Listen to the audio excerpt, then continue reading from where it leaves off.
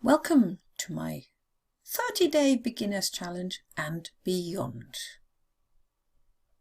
This is an extra introduction.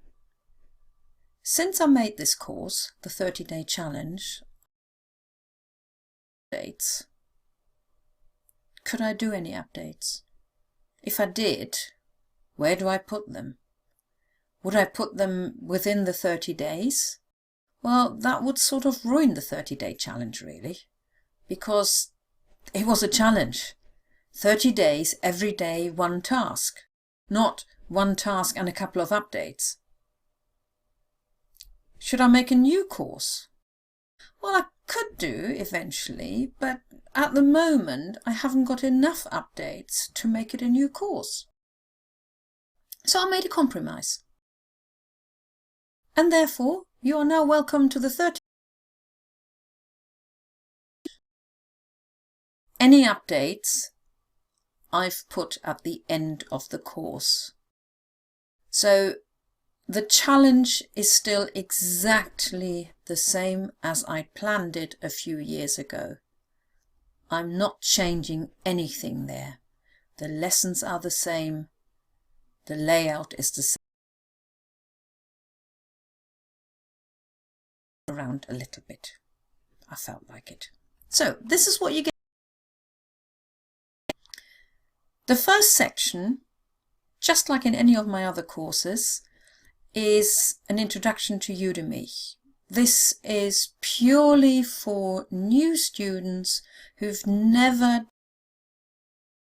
actually know what is going on, and also for those who don't know me, so you can watch that video. Now, if you're not new to Udemy, you really do not want to see those lectures. Ignore them. Go into the dashboard, mark them as seen and move on to the exciting bit. So please do not watch them if you don't have to. Section 2 is an introduction to the 30-day challenge. That's how the course always was. That's how the course started originally, with this introduction. Just some general information about learning German and how the challenge works. Just 10 days. Days, and section 5 is the last 10 days because it's a 30-day challenge. Section 6 is sort of the end of the challenge, where to go from now, and again I've left everything. Anything else, putting it all together, is all in that section. What is now new is section 7 and 8. 7 is the beyond. Any new videos, anything I want to add to the course will be in that section. So rather than adding it to day 50, whatever, I've just put it in section 7. Section 8 is actually with YouTube. A series of YouTube videos for listening and reading exercises. So hopefully by the time, as the same is in section 7, there aren't that many videos at the moment, but hopefully there will be more as the time go by. So these YouTube videos, of course you could just watch them on YouTube, but for your convenience I put them in here as well, because they fit in nicely with the challenge. As all my other courses, there are quizzes, assignments, worksheets, and nearly every video has got the slides as PDFs attached. Again, that's for your convenience. If you want to be bothered watching the video again, and I don't blame you, you can just have a look at the slides. So don't bother printing them, just download them if you want to, and then you can have a look at it again. So are you ready to learn some German? Come on, let's do it. Welcome to my office. If you were having face-to-face lessons, you would be sitting in this room with me, or possibly. If you had Skype lessons, you will probably see about roughly the same as what you can see now. But as you're having online lessons, which means you're watching videos whenever you want to and not necessarily when I'm around, I thought I'd tell you a little bit about myself. I'm Angelika Davy, and I was born in Germany. As a child, I had this idea of I wanted to grow up really quickly, move to England, and make everybody in England like the German language. I also wanted to be an air hostess, a singer, a dancer. So some of this I actually achieved because in 1982 I moved to England and I started teaching in 1981. And since 2006, I have been teaching for myself, my own business, Angelika's German Tuition and Translation. Since then, I have been busy with translating, writing. Always find lots of free resources of how to improve your German. And I've written some books, including one in German about Wiltshire. Wiltshire is where I moved to, and I love the area. I think it's one of the most beautiful areas in the UK. Other people will disagree with me, but I don't care.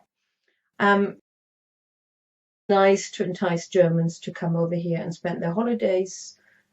Just to name two things: Salisbury Cathedral, you may have heard of, and Stonehenge. Now, I don't know where Wiltshire is in the likely have heard of Stonehenge. And of course, I also teach.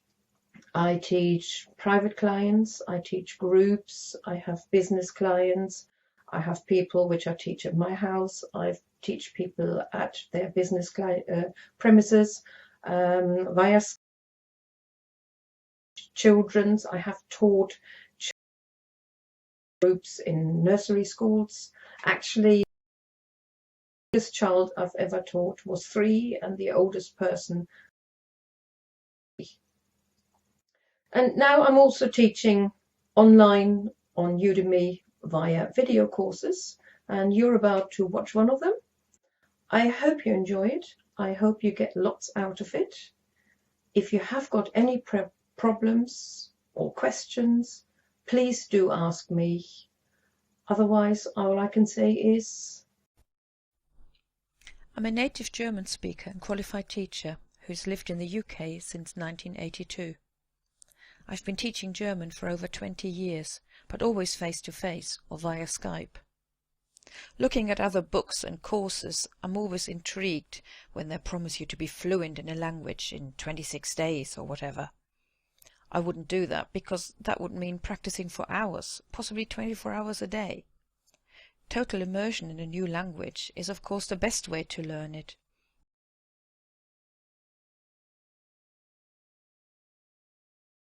Learning the new language, and then life gets in the way. Therefore most people shy away from even attempting to learn. So I had this idea a while ago of offering an email challenge with small tasks and a video which would enable the subscribers to get by in a forthcoming holiday. That challenge was a success, which encouraged me to convert these emails into a Kindle book. And then I discovered Udemy and realized that I have even more options here. So welcome to this first beginner's German for busy people. Here you will get small tasks, one for each day for 30 days. It won't take long to complete, but hopefully will be fun, and at the end you will be equipped with some basic important German words and phrases to accompany you on your holiday or even that business trip. Although this course is primarily aimed at absolute beginners, it might also be a good reminder for those who have learnt a little German a long time ago. It is also useful for those who are about to go to Austria or any other country where German can be spoken. You may find that certain words or phrases are different, but the principle is the same. The idea is that you complete one task every day, but don't worry if you can't do it.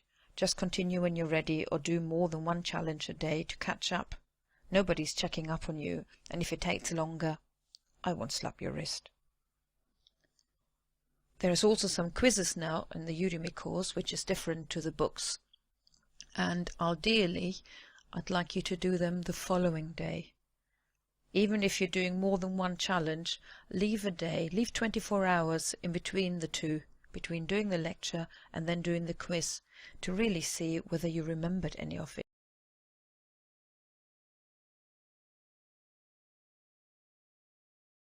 It would be good, but it do enable you to learn German one step at the time.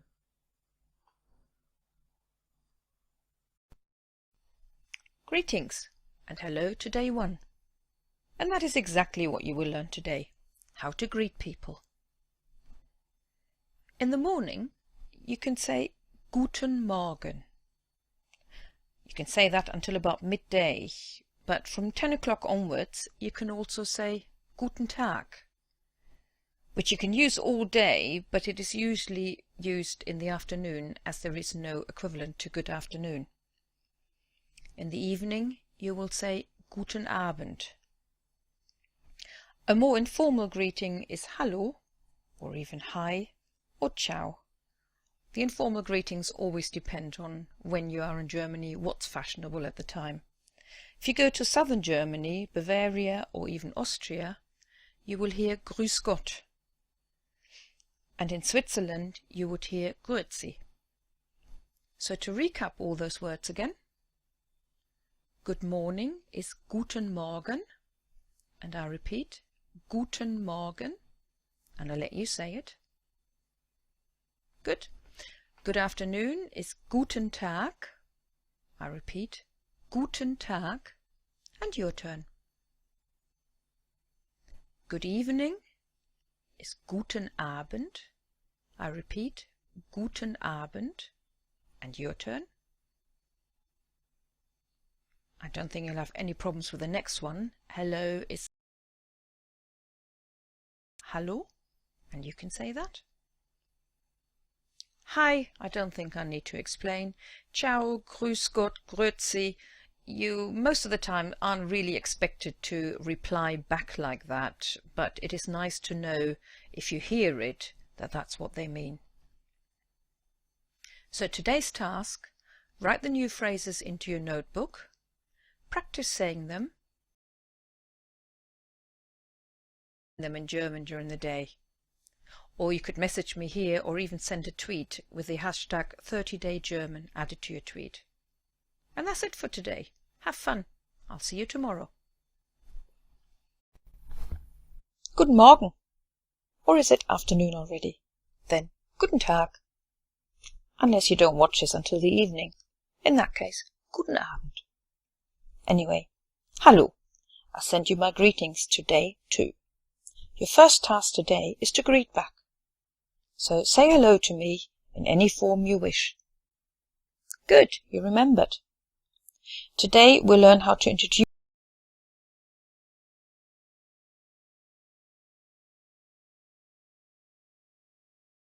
Mein Name ist plus your first name and your surname. That's the closest to my name is, and that's why it's easiest for us to remember. You could also say Ich heiße, which literally means I'm called. Both of those, mein Name ist and ich heiße, are equally often used.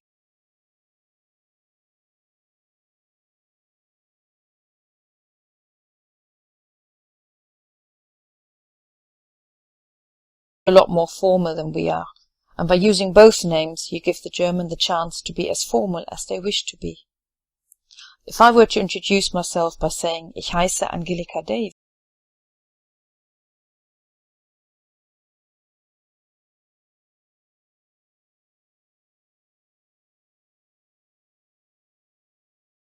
they most likely will use the informal you. If, however, they answer something like Guten Morgen, Frau Davy, then they want to stay formal.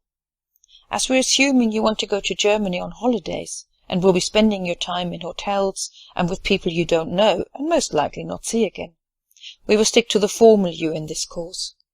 The same goes to business people. If you're going to a trade fair, if you're meeting prospective clients, or you're having dealings with a German company, you want to stay formal and introduce yourself with your first name and your surname, and not just with your first name, as it's so commonly done in the UK. Just be aware, though, that you would use different sentences when talking to good friends, members of the family, children, or animals. Anyway, back to the conversation. To ask somebody what their name is, you say, Wie ist Ihr Name? Or you could also say, Wie heißen Sie? If people ask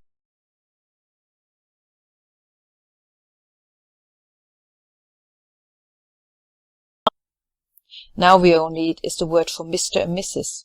Luckily, we don't need to worry about Miss or Ms, as they aren't used in Germany. So a man is called Herr, and a woman Frau.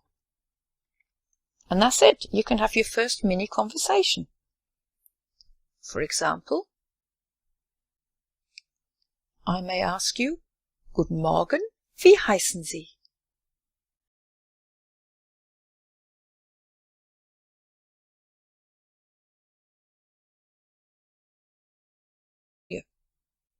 And I will say, Ich heiße Angelika Davy. So you can reply, Guten Morgen, Frau Davy. So to recap all this, what were the two ways of asking what's your name? Yes.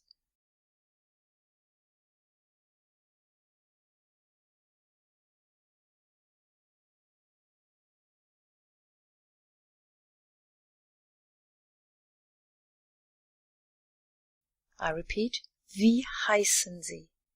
And I let you say it. And the answer?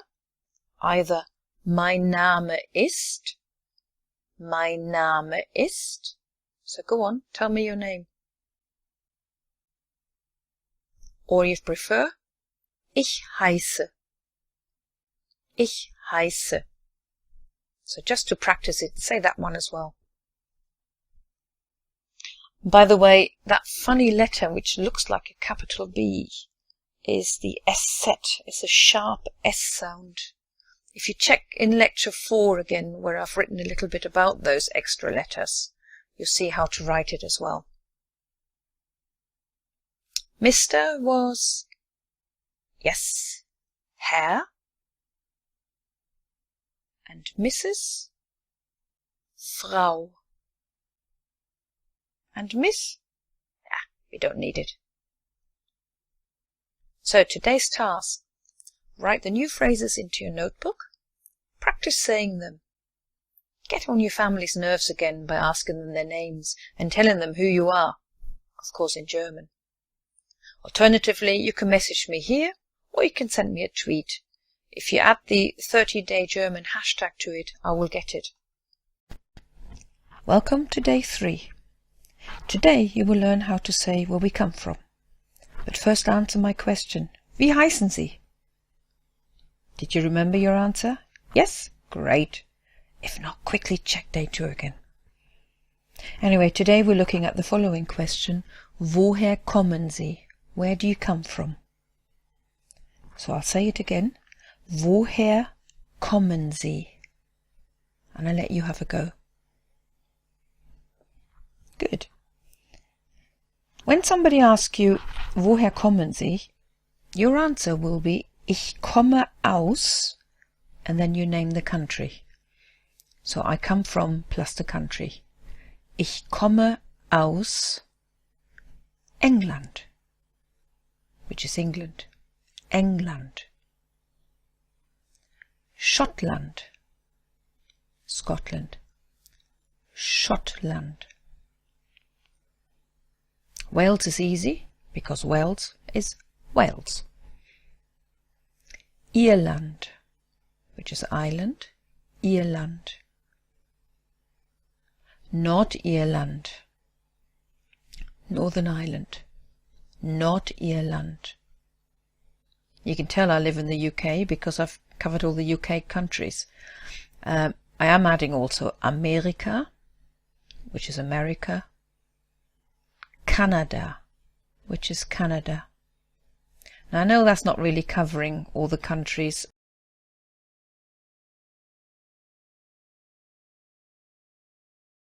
In that case, the best bit is if you go to one of the online dictionaries or go to Google Translate even, which is fine for that one, type in the name of your country, and when you see the German translation, click on the listening button to hear the pronunciation.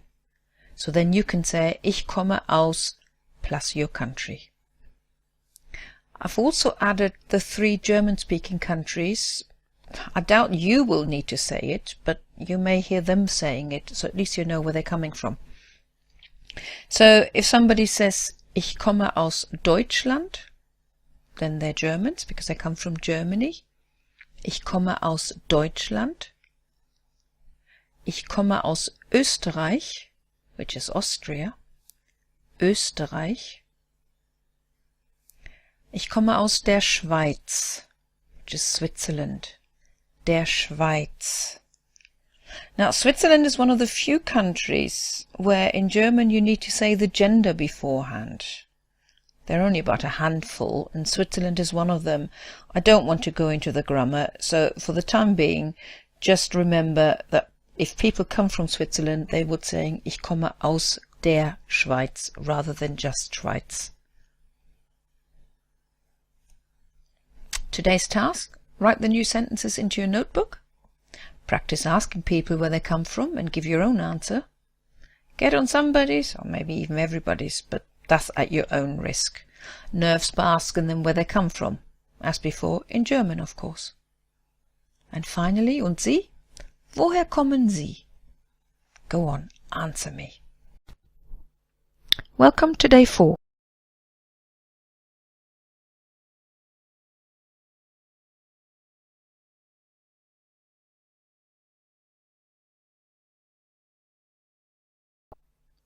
Once people hear where you're from, they may ask you, Wo wohnen Sie? Where do you live? Wo wohnen Sie? And your answer would be, Ich wohne in, plus the name of the town or the village. I live in.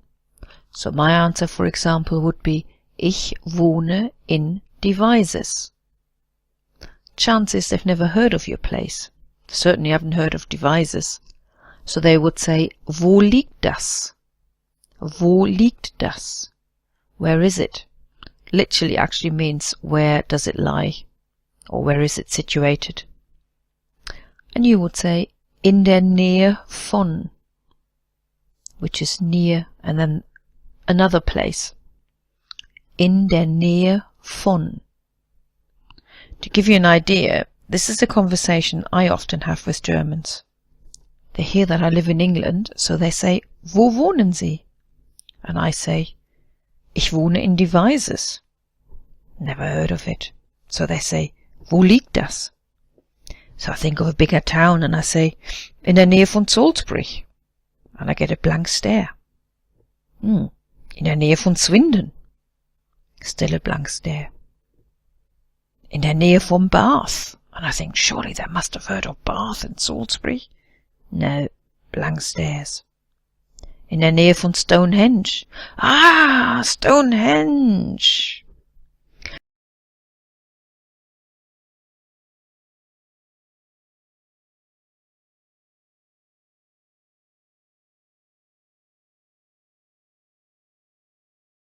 Or even, ich wohne in Devizes in England.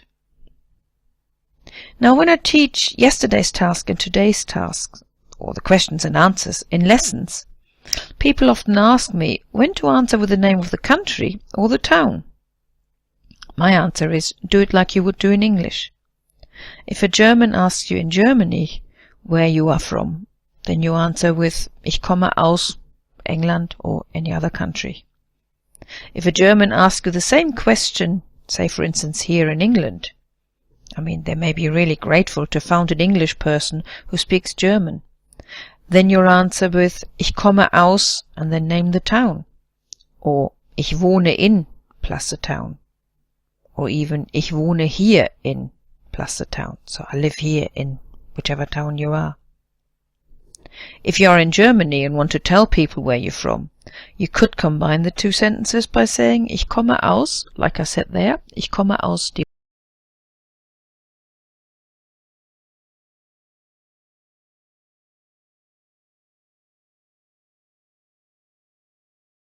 was New York in America. Well, I guess most people would know where New York is, just in case I don't. So today's task, write the new sentences into your notebook. Practice asking people where they live and give your own answer. And message me and tell me where you're from and where you live.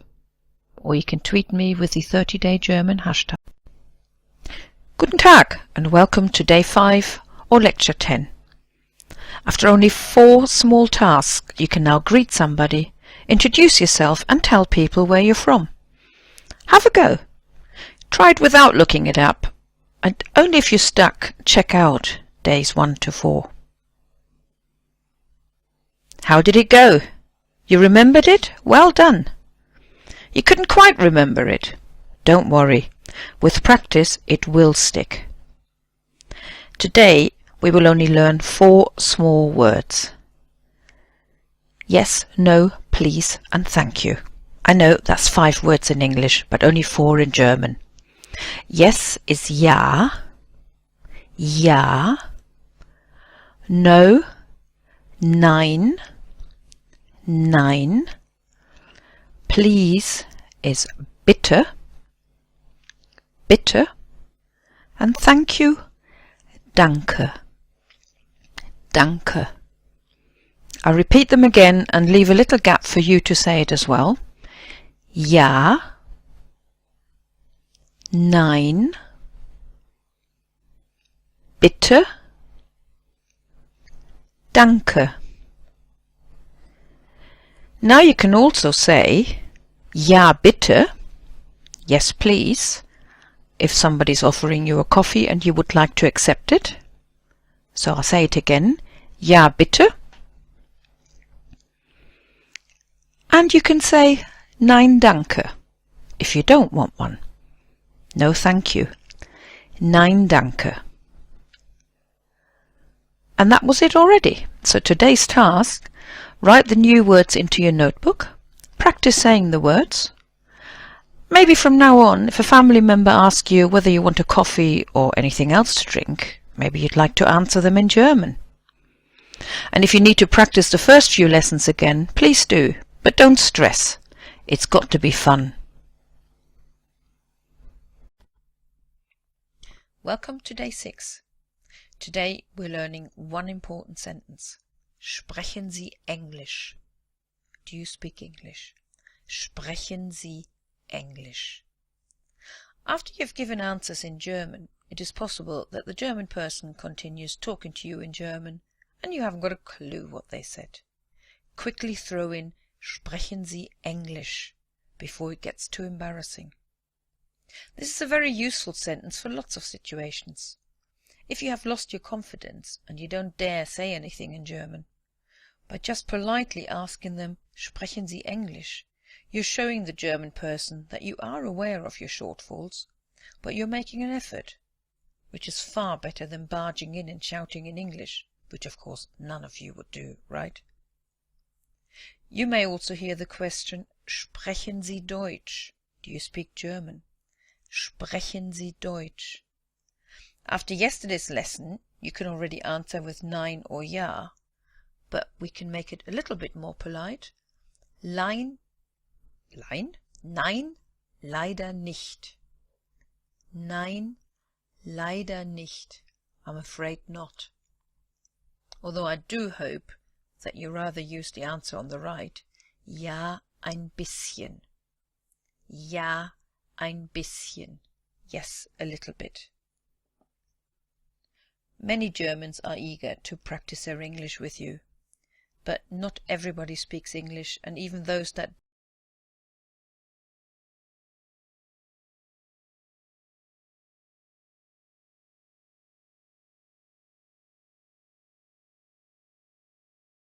Sprechen Sie Englisch?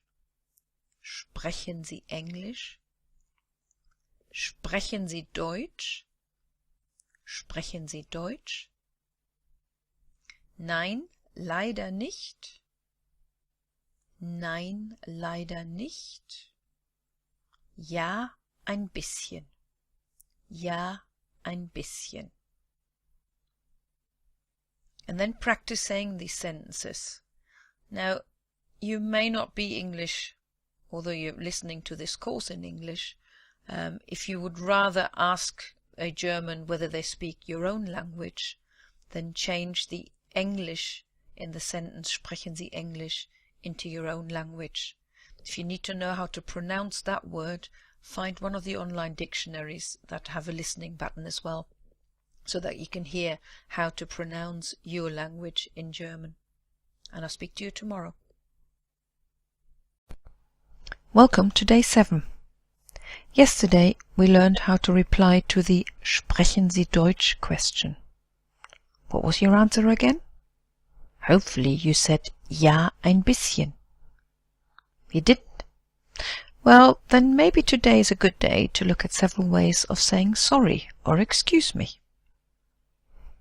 If you want to approach somebody for advice and you want to say "excuse me," then you need "Entschuldigen Sie bitte."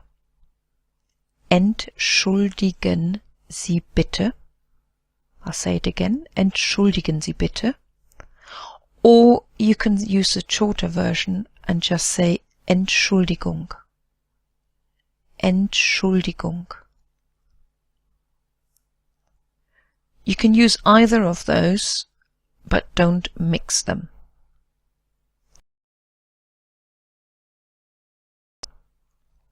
Entschuldigung also works if you bump into somebody and want to apologize. But there is an easier word which I keep hearing more and more in Germany. Can you guess? Yes, it's sorry. So if you wanted to say, "Sorry, I don't speak German," you can say, "Tut mir leid, ich spreche kein Deutsch." Tut mir leid, ich spreche kein Deutsch. The whole sentence should actually be "Es tut mir leid." But most of the time people don't bother. They're saying "Tut mir leid," or they shorten it even more by saying "Sorry, ich spreche kein Deutsch." And finally, there are several ways to react if you don't understand something. You could say, "Please repeat that," "Please speak slowly," "I didn't understand," "Can you say that again?" Any of those. But I think in a situation when you're stuck and you don't understand what the other person says, you want to get a quick word in to stop them from continuing. So we just learn how to say pardon, which is "Wie bitte?" I'll say it again. Wie bitte. We've already had bitte. Wie bitte? That's nice and easy, isn't it? Saves all the other sentences. Write the new sentences into your notebook. Practice them. Bump into people and apologize in German. Well, maybe that's not such a good idea. Maybe just keep practicing. Welcome to day 8. Today we learn the days of the week, die Wochentage. And you will be pleased to know that they are very similar to the English words. I will say each word twice and then leave a gap for you to repeat it. So Monday is Montag. Montag. Tuesday, Dienstag. Dienstag. Wednesday, Mittwoch. Mittwoch. Thursday, Donnerstag. Donnerstag. Friday, Freitag. Freitag. Saturday, Samstag. Samstag. Or Sonnabend. Sonnabend. It doesn't make any difference which one of those two words you use. Practice them both and then decide on the one that you find easier to say. You just need to be aware of the other word, because it is possible that if a German talks to you, they may not use the same one as you do. But it really doesn't matter which one you use. And Sunday is Sonntag. Sonntag. And that's nearly it for today. Your task today is write down the days of the week and practice saying them. And you may just want to add 3 more words, which you may see. The first one is Ruhetag, which is a day of rest. And the other one is geschlossen, which means closed. Now you may see these words on a sign outside restaurants or cafes. So if you read Montags geschlossen or Montags Ruhetag and it's Monday, you won't get your coffee or your meal. Another very useful word to know is außer, which means except. You'll see this on bus or train timetables. If you try and find out what time a train runs, and for example it says täglich außer Sonntags, it means it runs daily except Sundays. It's usually written in small print, so look carefully. Even I once waited at the wrong platform and nearly missed a train because I didn't see the word außer. So practice your words until tomorrow. Welcome to day 9. Today we'll look at numbers and start with the numbers from 0 to 10. And I haven't spared any expenses and went to take pictures of lovely snails, or as they're called in German, 0, which is null. Null. 1 is eins. Eins. 2 ist zwei. Zwei. Sometimes if you're hearing people give telephone numbers on the phone, you may also hear the word zwo, which they use instead of zwei, and that is so that you recognize it and don't mistake it for the next number, which is drei. Drei. 4 is vier. Vier. 5 is fünf. Fünf. 6 is sechs. Sechs. 7 is sieben. Sieben. 8. Acht, which is 9.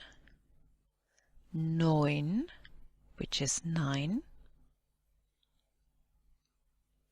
10. 10, which is 10. And you can now count all the way from 0 to 10. And I will do it just in one go. 0, 1, 2, 3, 4, 5, 6, 7, 8, 9, 10. So you can now answer to the question, wie ist Ihre Telefonnummer? What's your telephone number? Let's try it out. Somebody's giving you their telephone number. They may start the sentence with meine Telefonnummer ist, which is my telephone number is. They may say meine Handynummer ist, which is my mobile number. Nowadays they may even say meine Smartphone Nummer ist, which you recognize straight away. Now I'm going to give you 3 numbers and I will speak slowly, but you still may wish to pause the video to write the numbers down before listening to the next one. I will give you 3 numbers and I will read each number twice so that you can hear it. So the first one, meine Telefonnummer ist 05917354 4, 6, 5. I'll repeat that one. 0, 5, 9, 1, 7, 3, 4, 6, 5. The second one. Meine Telefonnummer ist 0, 3, 8, 6, 4, 7, 9, 2, 5. I'll repeat that one as well. 0, 3, 8, 6, 4, 7,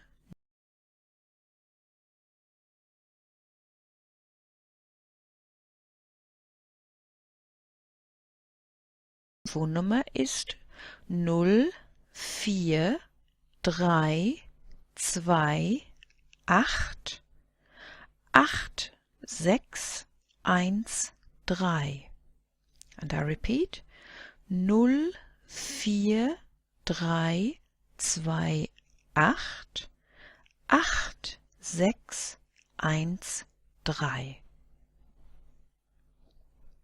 Did you get them? This is what they were. The first number I read out was 059173465. The second one I read out was 038647925. And the last one 043288613. Well done if you've got them all. Don't panic if you did get some numbers mixed up. It doesn't happen overnight. It does take a bit of practice. So today's task, write the numbers from 0 to 10 into your notebook. Write down your telephone number and write underneath how to say it in German. Practice saying the numbers and your telephone number. But most of all is have fun while practicing. Yeah, don't just count 1, 2, 3. Make it fun. You making sandwiches? Count how many. You're washing up? Count how many cups or knives or glasses or pots or whatever it is you're washing you've washed.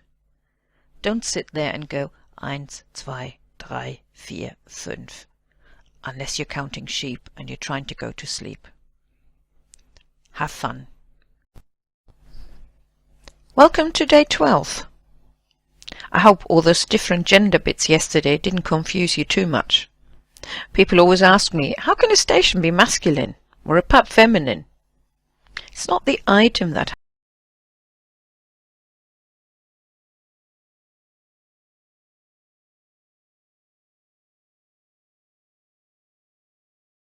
is here. But if you are interested, I'm hoping to do a new course on gender. So look out for it. Anyway, did you practice your questions yesterday? Good. Because today we look at some answers. The chance is that you would dazzle the Germans with your knowledge of the German language, and they would then give your answers in German. If that scares you, the other chance is that they spot your English accent and reply in English, as a lot of Germans like to practice their English. But don't be complacent. Not every German speaks English. Again, as in English, there are several ways of giving directions, so today I'll give you some keywords or phrases to listen out for. Hopefully they will be enough for you to understand the given directions.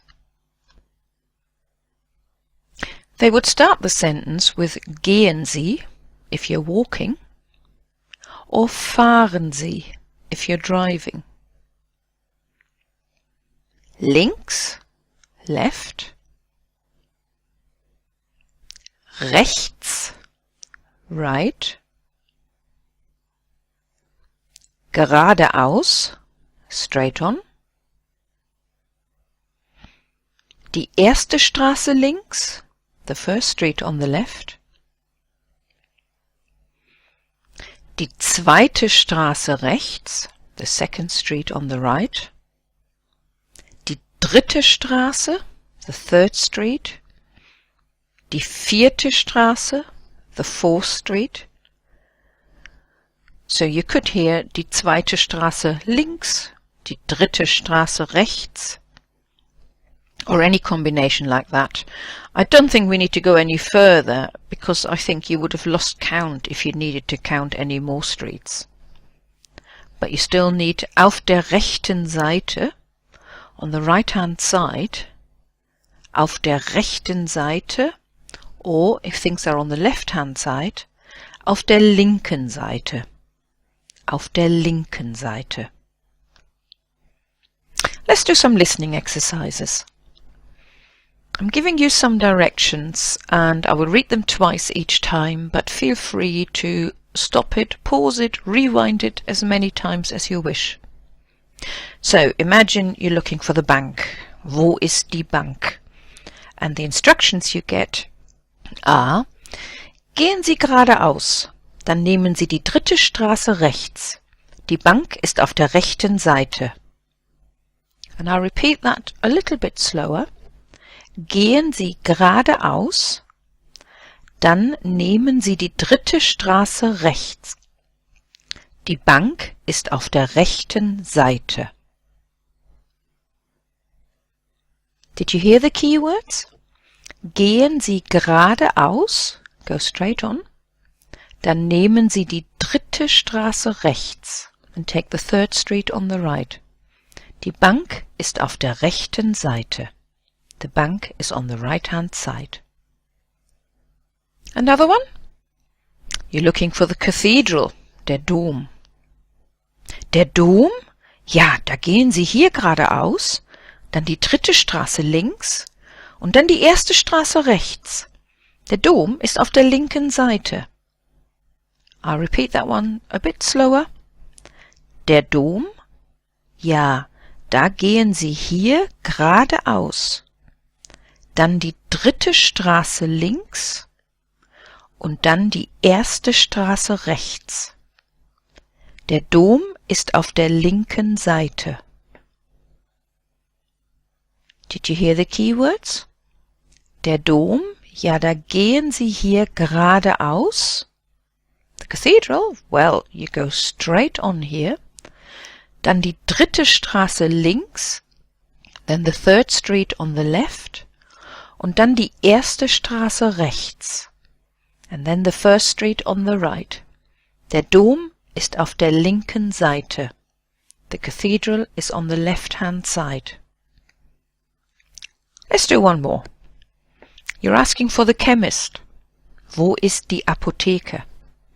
And the answer was, da gehen Sie hier geradeaus, dann die 2. Straße links und die Apotheke ist gleich an der Ecke links. And a bit slower.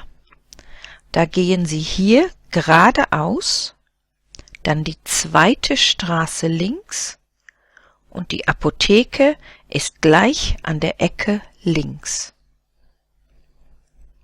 Did you hear it? Da gehen Sie hier geradeaus,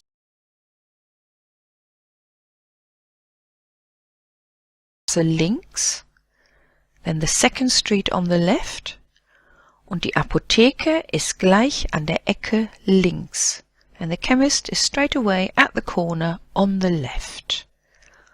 Well done if you did hear the words.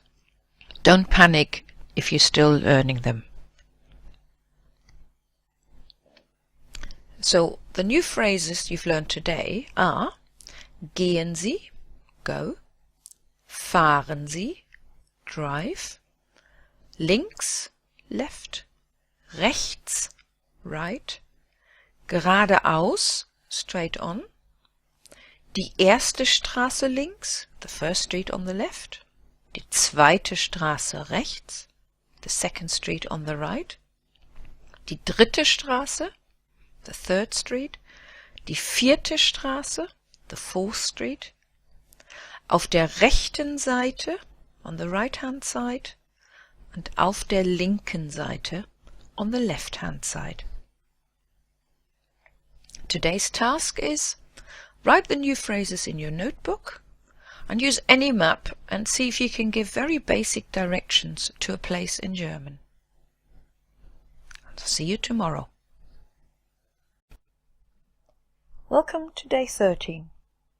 How did you get on with the directions yesterday? Especially with those 3 listening bits.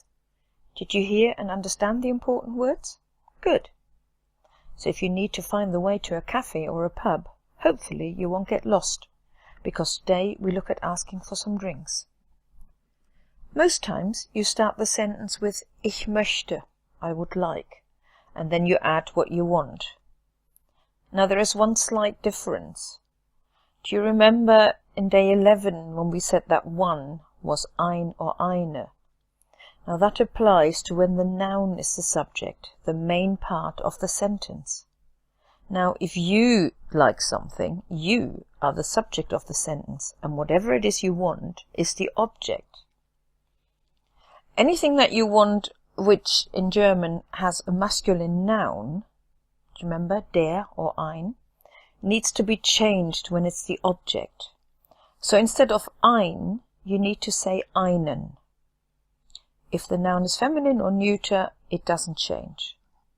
So for example, Kaffee is masculine. So you would need to say, Ich möchte einen Kaffee. I'd like a coffee. You can add the word bitte at the end, but unlike in English, where the sentence without please sounds rude, it isn't in German, because Ich möchte is already a polite request. You can also just say einen Kaffee bitte, just like we do in English, one coffee please.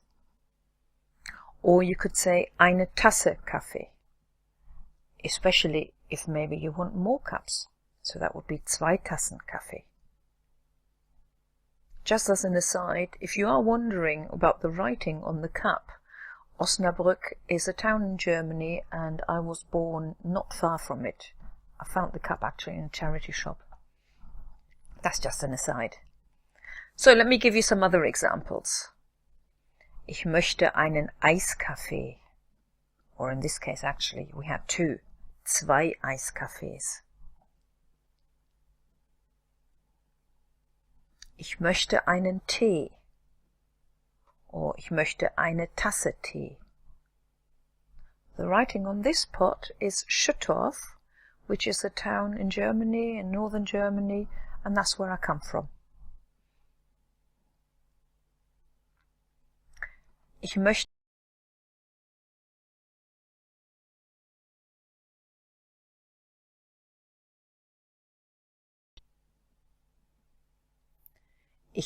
einen Orangensaft. Ich möchte einen Orangensaft, an orange juice. Ich möchte ein Mineralwasser. Ich möchte ein Mineralwasser. Or you may want a whole bottle. Eine Flasche Mineralwasser. Eine Flasche Mineralwasser. Ich möchte eine Cola. Or maybe you want a glass. Ein Glas Cola.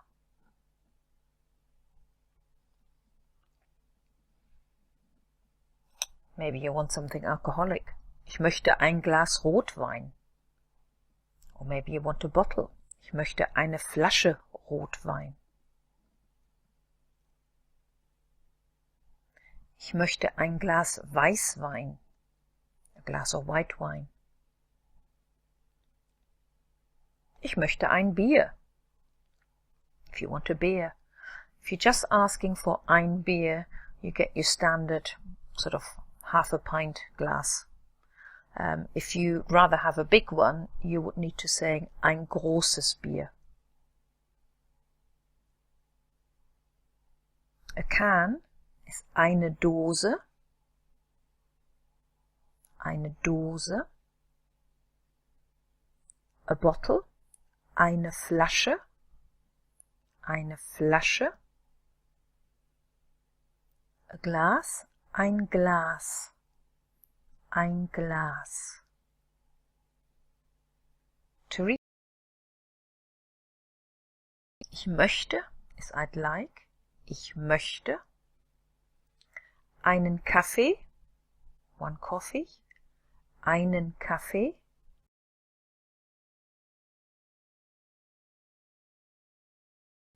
Einen Tee. Zwei Tassen Kaffee.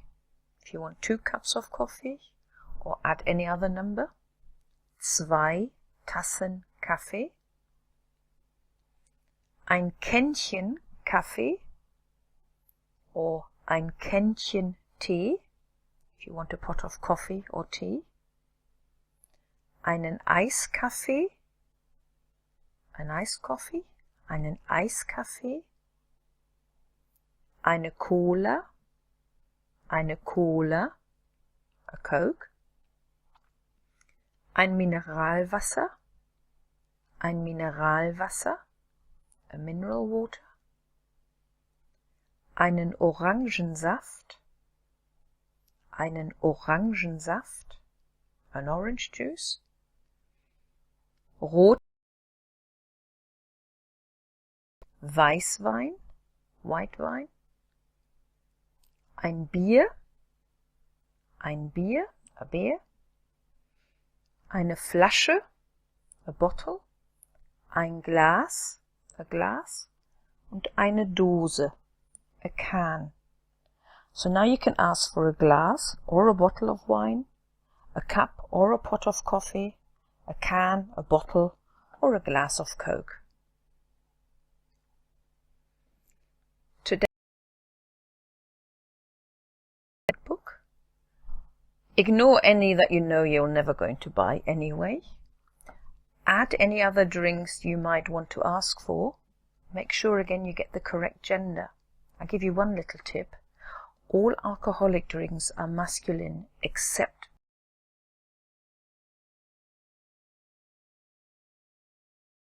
most likely need in Germany. Send me a message or a tweet, but don't expect me to supply you with the drinks. Sorry about that. I'll speak to you. Welcome to day 14. Today's lesson is almost identical to yesterday's, except we will order something to eat. Obviously, I don't know what you like eating, so I will just give you a few basic words or phrases and hope you will enjoy trying out all those wonderful names you may find on menu cards. So again, we're starting with Ich möchte. Ich möchte ein Stück Apfelkuchen. So ein Stück is a piece, and Apfel is apple, Kuchen is cake, so I'd like a piece of apple cake. Ich möchte ein Stück Apfelkuchen.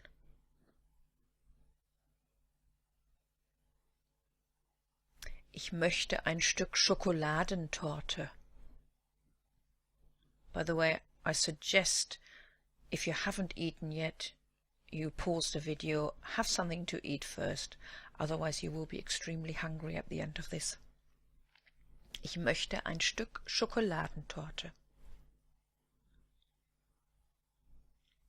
Ich möchte ein Eis. An ice cream. Ein Eis. Ich möchte eine Pizza. That's nice and easy. A pizza. Ich möchte eine Pizza. Ich möchte eine Pommes. That's a portion of chips. It comes actually from the French pommes frites, but most of the time we just say eine Pommes.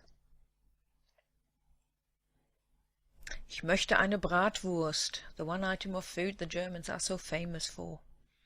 The sausage. Ich möchte eine Bratwurst.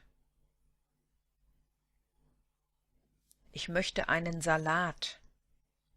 Ich möchte einen Salat. A salad.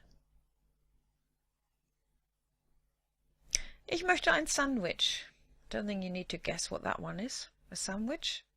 Ich möchte ein Sandwich. So here are the phrases again. Again, as yesterday, ich möchte, I'd like. Ein Stück Kuchen, that's just generally a piece of cake. Ein Stück, and you may want to insert the type of cake, like we have ein Stück Apfelkuchen, a piece of apple cake. You could ask for ein Stück Käsekuchen, a piece of ein Stück Schokoladentorte, ein Eis, an ice cream,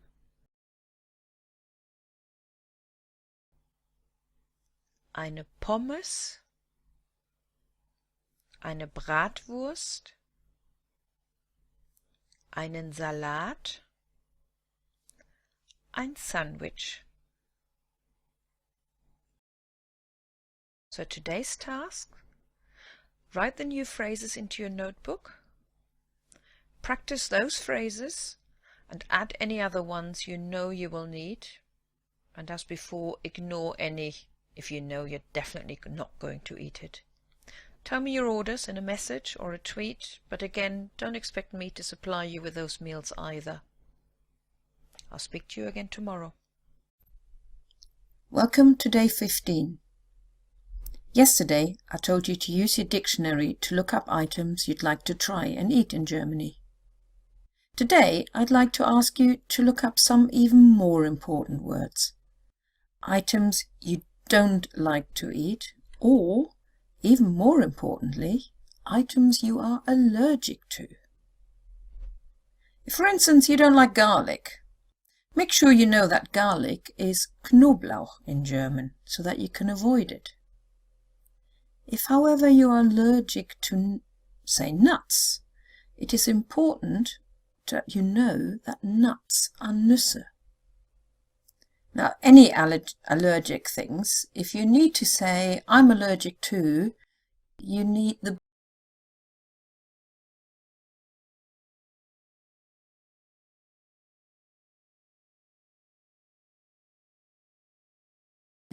whatever item it is that you are allergic to. So once you've found out what the German word is, make sure you know how to pronounce it by clicking on the listening button in Google Translate or any online dictionary that you are using.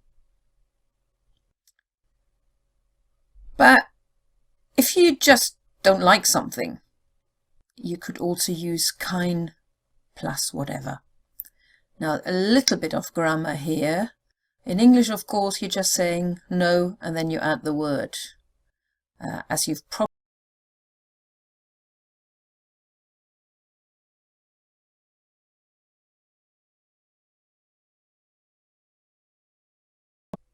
So if you didn't like any spinach, which is a masculine noun or a der word, then you need keinen Spinat. If you don't like gravy, which is a feminine noun, then you say keine Soße. If you don't want any bread, which is neuter, kein Brot.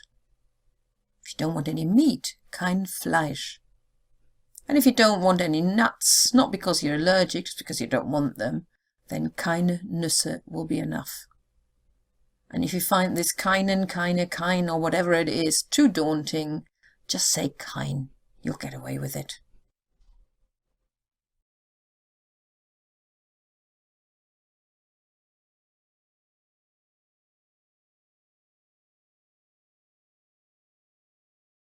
Any word or any item that you are allergic to. Find out how to pronounce those words. Ask me on Twitter with the 30-day German hashtag added to your tweet. Use the contact form on my website or post it in the community section if you have any problems with the translation of anything you are allergic to. This is far too important to get wrong, so don't skip on this one. And I'll see you in the next lesson. Welcome to day 16. Today we learn the numbers from 11 to 20. They are similar to the English numbers, except that for teen we use the word for 10, which is 10. If you can't remember how to say the numbers from 0 to 10, check day 9 or lecture 14 again, as you need them to carry on. So 11 is elf, 12 is 12, 13, 13. So it's literally like 3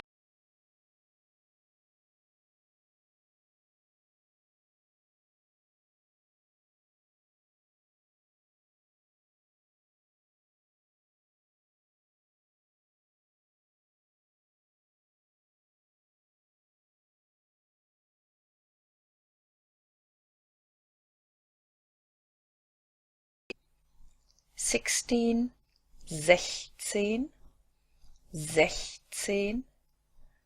If you're wondering about the spelling, there is an S missing in the sechs, but otherwise it is still 6 and 10, 16. Now for 17 there's a slight variation.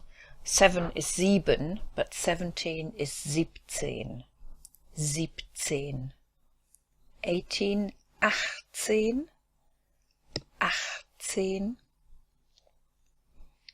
19, 19. 19. And 20 is 20. 20. So today's task, write the new numbers in your notebook. Here they are again. 11, 12, 13, 14, 15, 16, 17, 18, 19, 20. And practice saying those numbers, because tomorrow we're adding more to them. Welcome to day 17. Today we're going to have fun with those numbers from 21 to 100. Do you remember the nursery song, Sing a Song of Sixpence? Yes? Good, because there is a line, 4 and 20 blackbirds. Don't worry, I won't sing any further. And that's how we count in German, from 21 to 99. 21 is 21. Literally 1 and 20. 21. And I'll let you say it. 21. 22, therefore 2 and 20.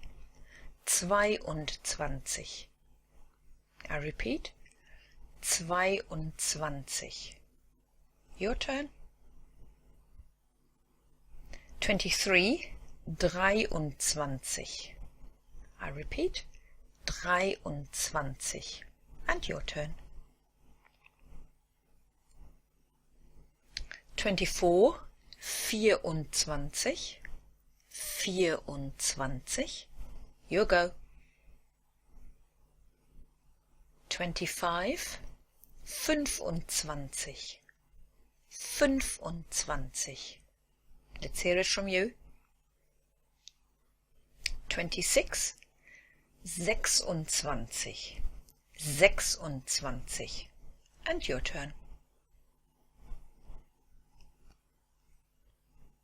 27, 27. Now we've got the full word for sieben again, not like the short version when we had 17.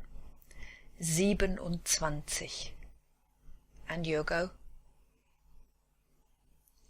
28, 28. I repeat, 28. And I give you a chance to say it. 29, 29. 29. And your turn. 30 is 30. And if you look at the spelling, that's the only one that's got the SZ. So it's got SZIG at the end, whereas all the other ones have got ZIG. But if you notice the pattern, 30, 3 and then sich, so 30. 30. And 31 carries on with 31, 32, 33, 33, 34, 35, 36, 37, 38, 39, 40. 40, 4 plus the sich, so 40, 40. 50, 50, 50. 60, which is 60, 60. All the numbers carry on with the same pattern, so 44 would be 44. Think of 4 and 40. 52 would be 52. 52. 65 would be 65, literally 5 and 60. And the last lot, 70 is 70. Here we've got the short version again, so not 70, but 70. 80, 80, 80. 90, 90, 90. And 100 is just the same as in English. Sometimes people say 100, sometimes people just say 100. It's either 100 or 100. So today's task, write the new words into your notebook, practice saying those numbers, practice saying your telephone number in double digits. It doesn't really matter in which way you say them when somebody asks you for their number, but it is quite nice to practice them in double digits. And maybe whenever you spot a double-digit number now, say it in German. I'll speak to you tomorrow.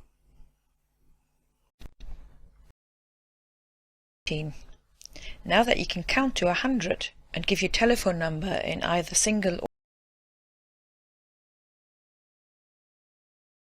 we will have a go at telling the time. There's the 12-hour clock and the 24-hour clock. The 12-hour clock is a bit complicated, but the 24-hour clock is easy. Officially, the Germans use the 20 timetables, TV programs, and when people arrange business meetings. So that is the time we will look at. Basically, 7:30 reads as 7:30. All you do is read the number for the hour, 7, add the word Uhr, where the colon is, 30. And that's it. You need to know how to say the numbers of the hours and minutes and add Uhr in between those two numbers. A few more examples. 13:20, 13:20.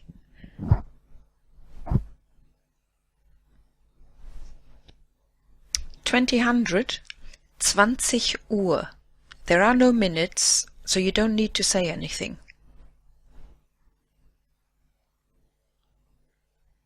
012, 0:12. And the last example, 1945, 19:45. If somebody asks you what the time is, or if you need to ask the question, there are actually two ways of saying it. Wie spät ist es? That literally actually means how late is it? But we would translate it as what's the time. So I'll repeat again. Wie spät ist es? And I'll let you have a go.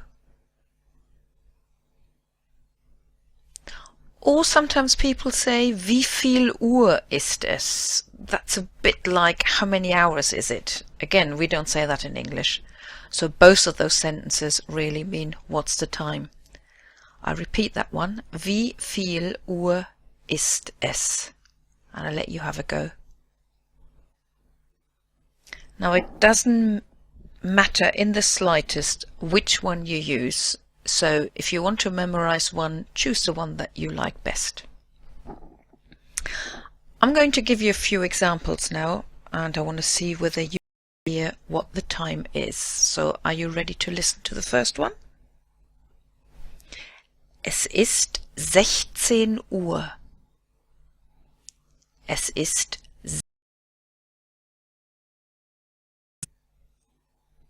There we are. Es ist 16 Uhr. It's 4 p.m.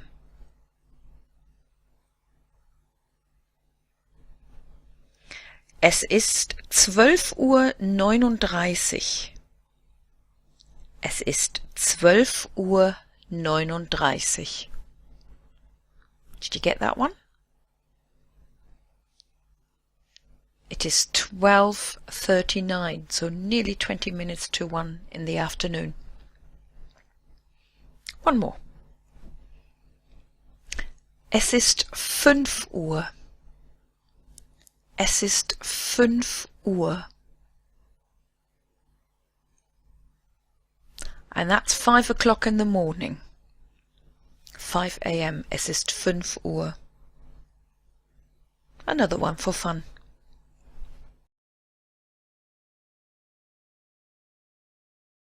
Und 50. Es ist und 50. There it is. 15:53. Es ist 15 Uhr 53. And one last one.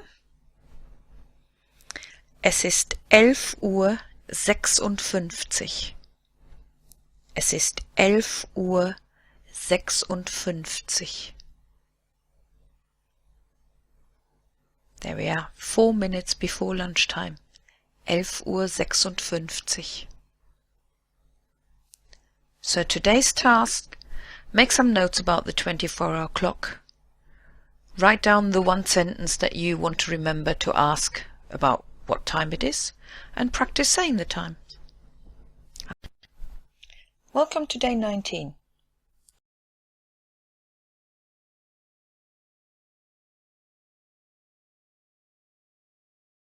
Now, it's easy to tell the time, but not so easy to understand when somebody says it. Am I right? That's normal and nothing to worry about.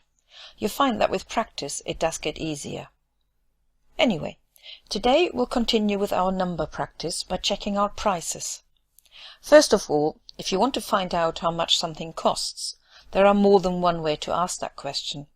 We'll stick to one for simplicity. The easiest way to ask is just a general question. How much is that?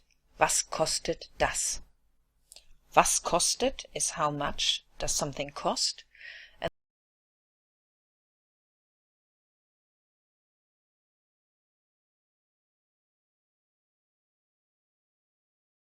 if you'd like to be a bit more specific, you can ask how much that particular item is. In that case, you just add the name of that item, including the gender.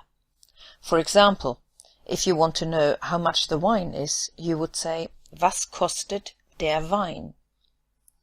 For any other nouns, you will need der, die or das, just like we did when we asked where the building was. If you want to ask the price of more than one item, you say, Was kosten die?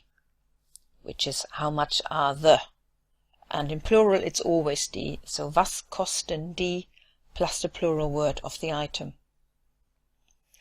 If you've got an idea of what you would like to buy in Germany, or if you're going to the trade fair and you need to know prices of certain things, it might be a good idea to check the dictionary for those words to start off with before you go, with a gender, so that you can practice how much those things cost.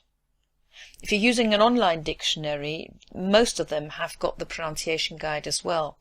If you're using a paper dictionary and you don't know how to pronounce the things, go to Google Translate. But don't type in the English bit first. I've just tried that, and there's a good chance that the translation may not be correct. Type in the German sentence, so was kostet, and then der, die, das, whatever you're asking for, and listen out for the pronunciation. The answer you'll get can vary as well, just like the question can, but most times you just hear the prices, or sometimes you also hear das kostet. If you're getting good at understanding double-digit numbers, I guess you may not buy anything that costs more than £100, or €100 in this case. You shouldn't have too many problems understanding the prices. And if you're struggling, make sure you can see the price on the till. The prices you may hear are just as in English, except it's euros. So if something costs €12.50, you may hear €12,50 or €12,50 or just 12,50. And just as an aside, German money is written with a comma between the euros and cents and not a full stop. And just to repeat again, the word for euro is Euro. Just think of oi. I'm going to give you a few examples now for listening. See if you can work out what the prices are.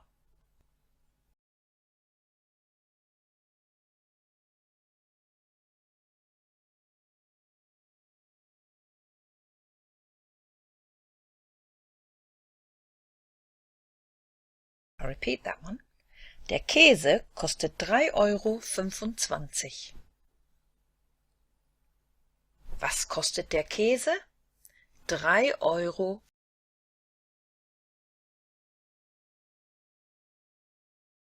Was kostet die Schokolade? Was kostet die Schokolade? Die Schokolade kostet 1,40 Euro. Die Schokolade kostet 1,40 Euro. Was kostet die Schokolade? 1,40 Euro. Was kostet das Brot? Das Brot kostet 2,65 Euro. Das Brot kostet 2,65 Euro. Was kostet das Brot? 2,65 Euro. And the last one. Was kosten die Tomaten?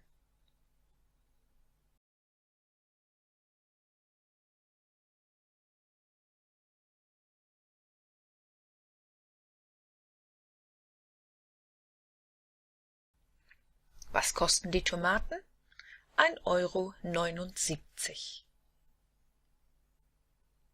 You may just want to pause the video and get yourself a piece of paper and a pen, because I'm going to give you just 4 prices, but these are slightly bigger numbers.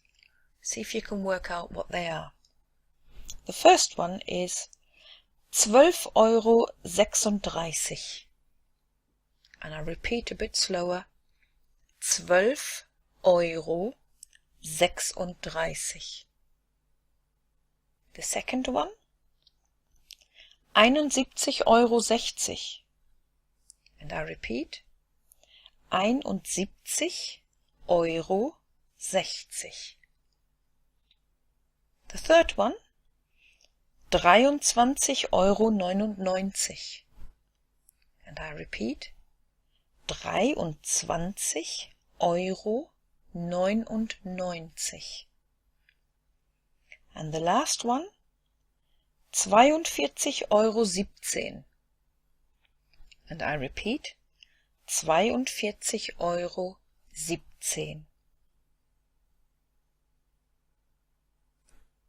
There we are. 12,36 Euro. Hopefully you've written down 12,36 Euro. 71,60 Euro. That was 71,60 Euro. 23,99 Euro was 23,99 Euro. And 42,17 Euro was 42,17 Euro. Well done if you've got them. Don't worry if you didn't quite get them. So today's task, write the new phrases and maybe some of your own into your notebook, especially if you're going to a trade fair and need to give prices for your goods. Make sure you've got them all before you go. Practice saying some prices. How about reading out the cost of your shopping list? Or grab a catalogue and ask and answer what... Welcome to day 21. How did you get on with yesterday's test? Okay, I hope. If not, just go over the bits you're not sure about. As we spend a few lessons on numbers and money, we will go clothes shopping today. This may not be of interest to everybody, but the system of the sentences is the same, no matter what you might buy. So even if you are absolutely not interested in buying clothes, you can use those sentences to buy, I don't know, electric drills, cuckoo clocks, or whatever it is you like to buy. The only tricky bit is that you need to remember the 3 words for the, and then change them accordingly. I'll give you some sample sentences in a minute for words which are masculine, and remember it's the word, not the item. Feminine, neuter and plural. Once you know them, you can look up those items that you'd rather buy and choose the sentences that match the gender. For example, masculine words. For example, der Rock, the skirt. Could be der Bohrer, the drill. Okay, you've seen the sentences now. You realize some of these sentences are not useful for buying drills. But I like it, I'll take it, those still fit. So what do we have? Ich suche, which is I'm looking for. Ich suche einen Rock. I'm looking for a skirt. Ich suche einen Rock. I'll let you say it. Der Rock ist zu klein. The skirt is too small. Der Rock ist zu klein. And I'll let you say it. Ist zu groß. It is too big. Ist zu groß. And I'll let you say it. Now here I didn't use der Rock again, because just like in English, we wouldn't say the skirt is too big, the skirt is too this, the skirt is that. We would say it. The only difference in German, that it can still be he, she, or it. Now, if it's a person, means he, but if it's an item, a thing, then it means it. Passt. We're lucky, it fits. Passt. Or he may not fit. Passt nicht. Passt nicht. I like it. Gefällt mir. And I say it again. Gefällt mir. And I let you say it. And I take it. Ich nehme ihn. Ich nehme ihn. Let's try another one. Der Pullover. The jumper. Ich suche einen Pullover. Ich suche einen Pullover. And I let you say it. Der Pullover ist zu klein. Der Pullover ist zu klein. Maybe it's too big. Der Pullover ist zu groß. Der Pullover ist zu groß. Or I could say, ist zu groß. Passt. Or if it doesn't, passt nicht. Gefällt mir. You can possibly guess, if you wanted to say I don't like it, you add the word nicht. Gefällt mir nicht. But if you do like it and you want to take it, ich nehme ihn. Ich nehme ihn. So without going into grammar explanations, you now know that if the item you are looking for has a masculine gender, you need to say einen if you're looking for a whatever. If you think that sounds familiar, check out day 13 again, when we did similar sentences with drinks. And remember, though, that the German word can mean he if it's a male person, but it can also mean if it's a thing. A feminine noun, die Jacke. Ich suche eine Jacke. Ich suche eine Jacke. I'm looking for a jacket. Die Jacke ist zu klein.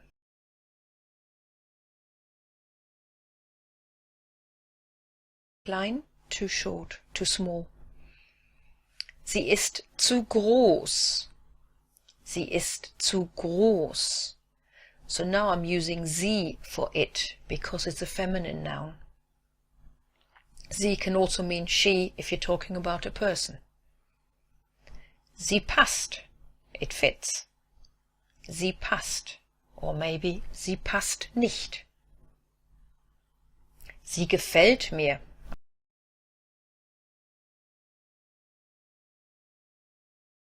Nicht. Ich nehme sie. Ich nehme sie. I take it.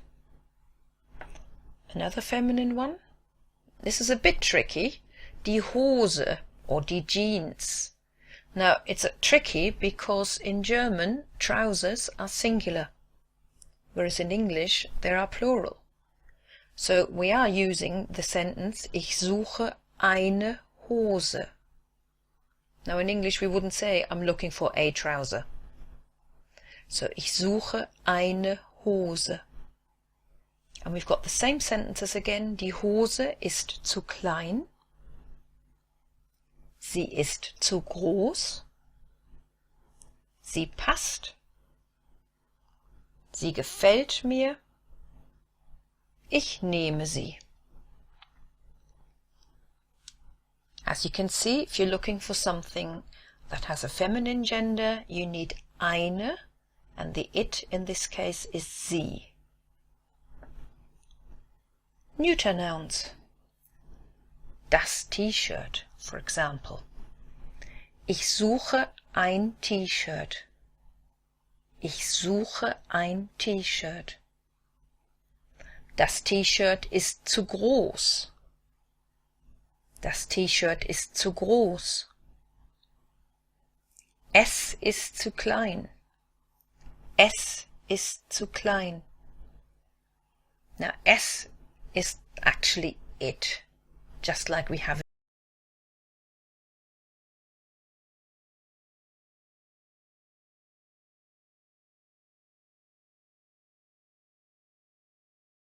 oh, es gefällt mir nicht.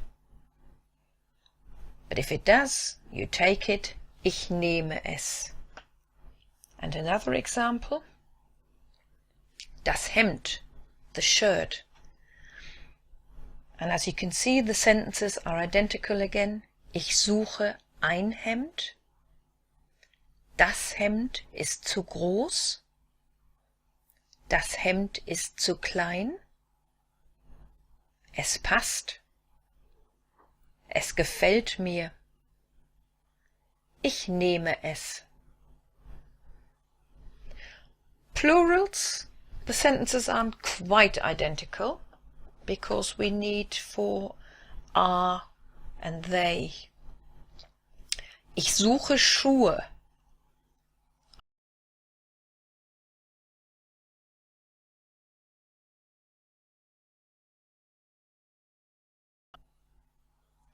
Plural, everything is die, so die Schuhe, but now we need sind because they are.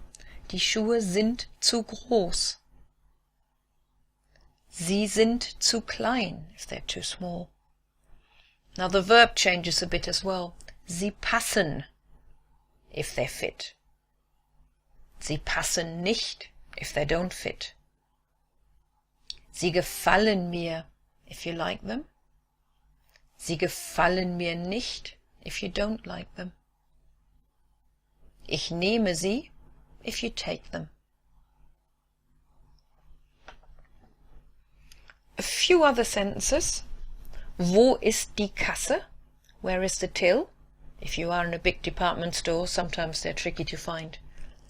You can look out for the word Kasse, but if you need to ask, wo ist die Kasse? I'll let you say it.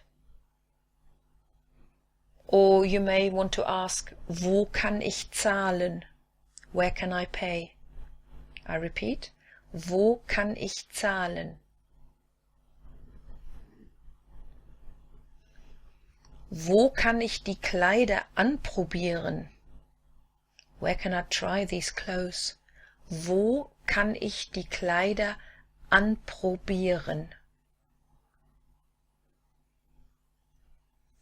Gibt es eine Umkleidekabine?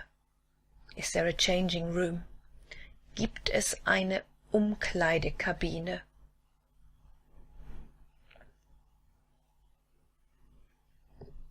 That was quite a few sentences today. I'm sorry this is a bit longer today. But today's task, write those sentences into your notebook. Feel free to change any items that you will definitely not buy into things you might buy. Practice saying those sentences. Maybe use a catalogue and choose some items. And also, if you are buying clothes or thinking of buying clothes, find out if the clothes and shoe sizes are different in Germany to your country. You save yourself a lot of hassle if you find out before you go. There are lots of websites to tell you. Welcome to day 22.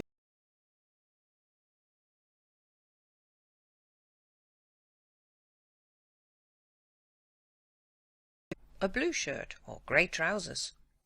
So here are some colours. Rot, red, rot,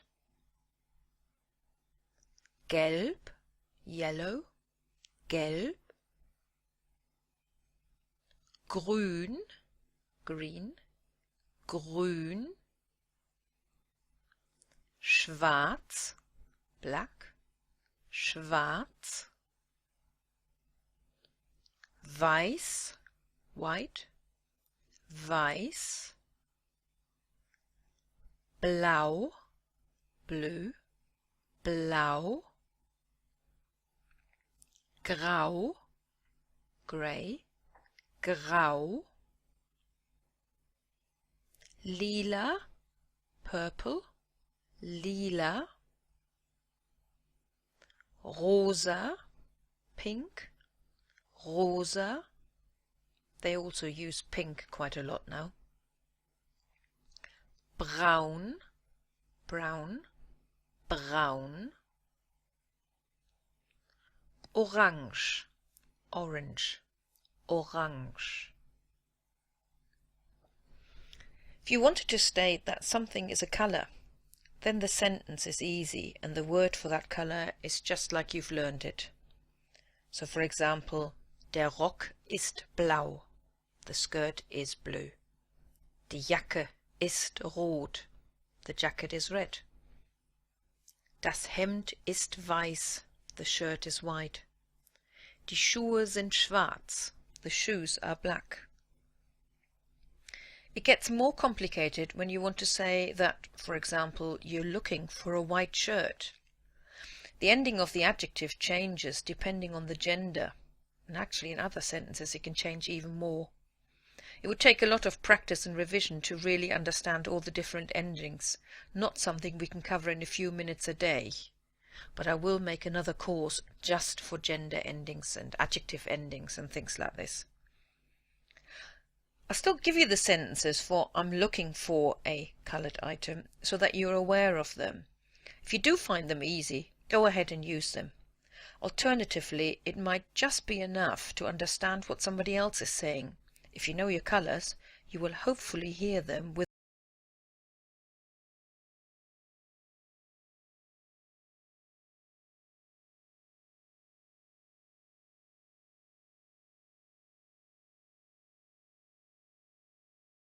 word.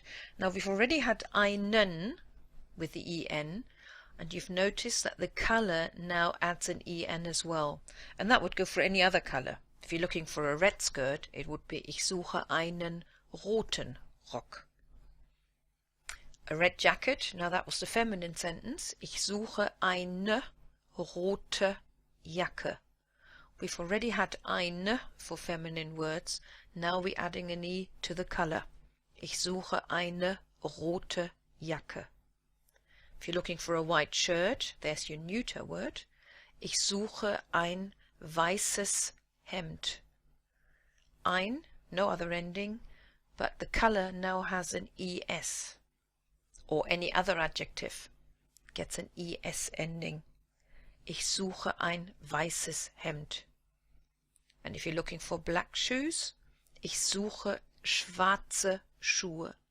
Again, there is an e ending on the colour.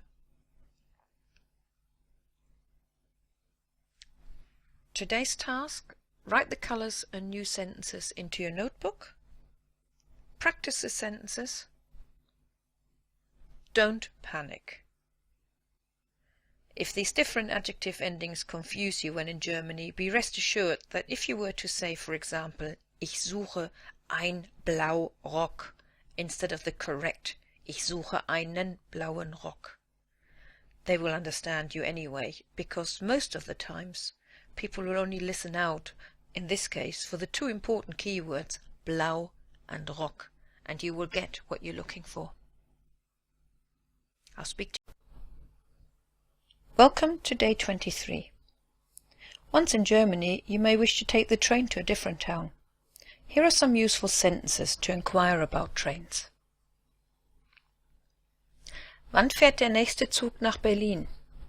When does the next train go to Berlin? I'll say it a bit slower.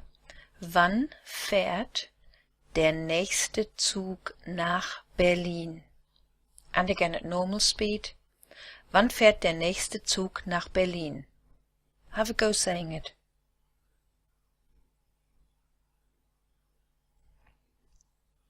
Wann kommt der Zug in Berlin an? When does the train arrive in Berlin?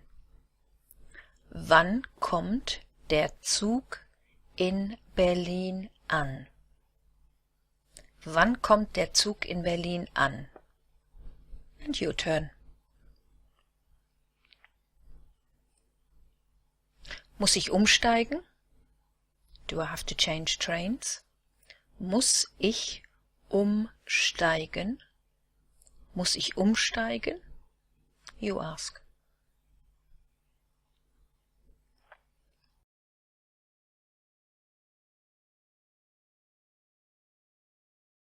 Which you have to do on most of the fast trains. Muss ich Zuschlag zahlen? Muss ich Zuschlag zahlen? And you go.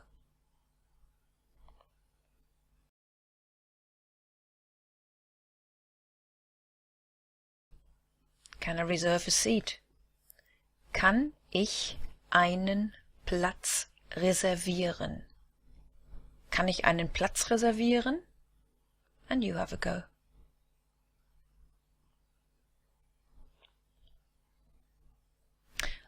Von welchem Gleis fährt der Zug? Now that question would be from which platform does the train leave?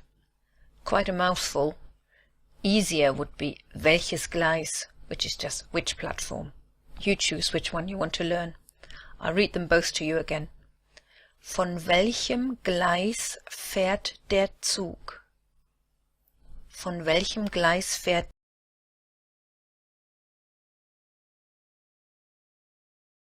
Gleis?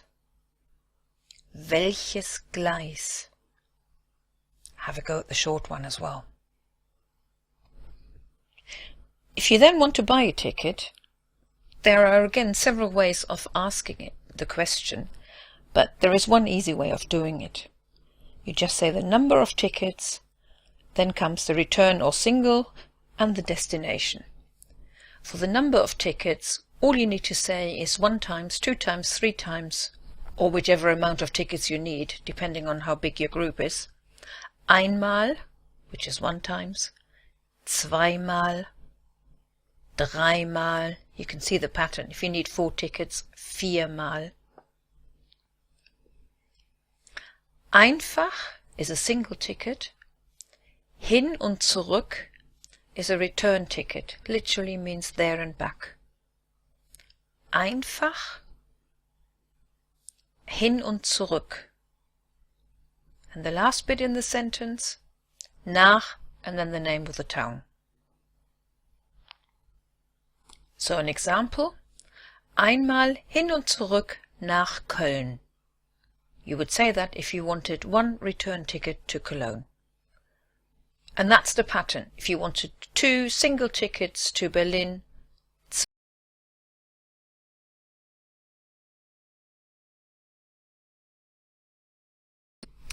listen to the conversation and find out what the customer wants to know and what the reply is. Don't worry if you don't understand it straight away. Listen as many times as you need to, but this time I will only read it once. So if you want to hear it again, you need to rewind it. Wann fährt der nächste Zug nach Passau? Um 10 Uhr.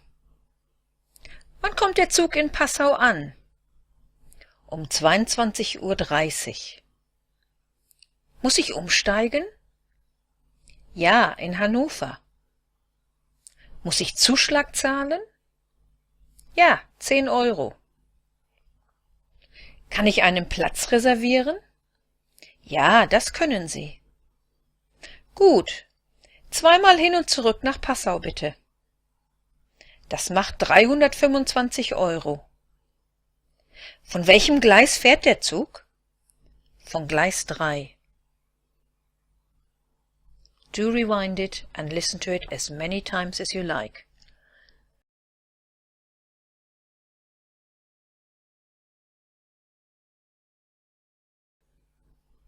And there we are. This was the conversation. Wann fährt der nächste Zug nach Passau? Um 10 Uhr. Wann kommt der Zug in Passau an? Um 22:30 Uhr. Muss ich umsteigen? Ja, in Hannover. Muss ich Zuschlag zahlen? Ja, 10 Euro. Kann ich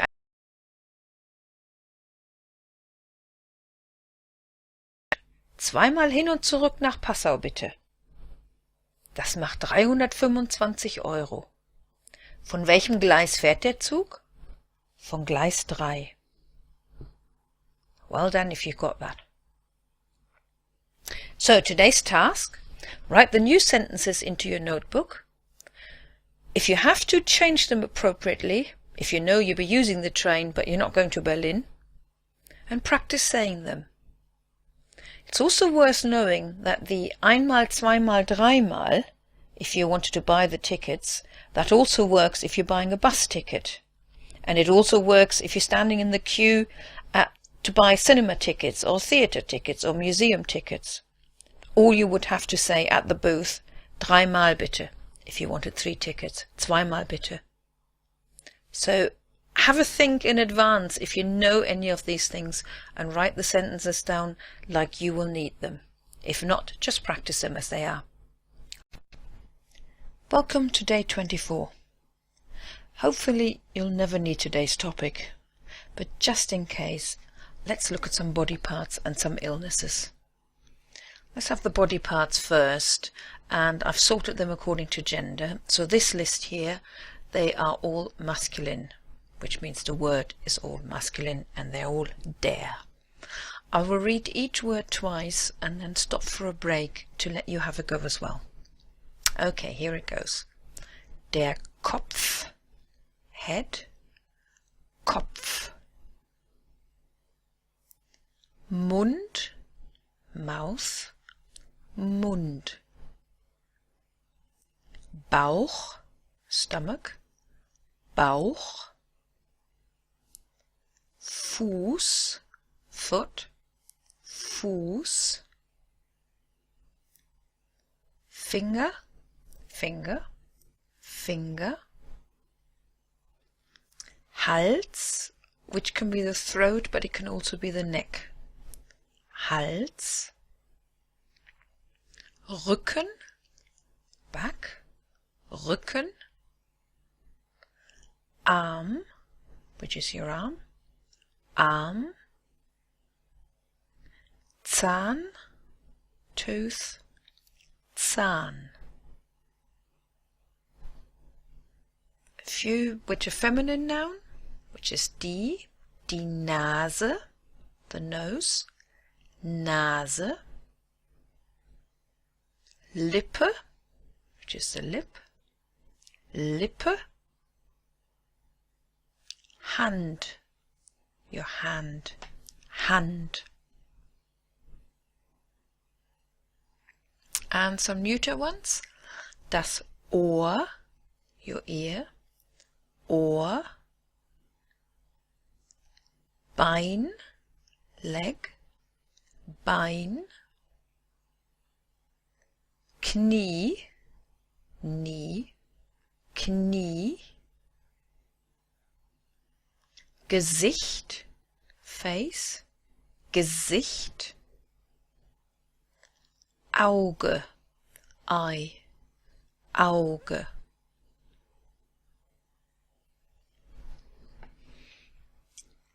To say that something hurts, you've got 2 ways, and they're almost identical to English. You can either say, ich habe, and then leave a gap, Schmerzen, when you would say it in English, like, I've got a something ache. Or you could say something hurts, which would be tut weh. So if you've got a headache, you could say, ich habe Kopfschmerzen. I repeat that one. Ich habe Kopfschmerzen. And give you time to say it. Or you could say, mein Kopf tut weh, which is my head hurts.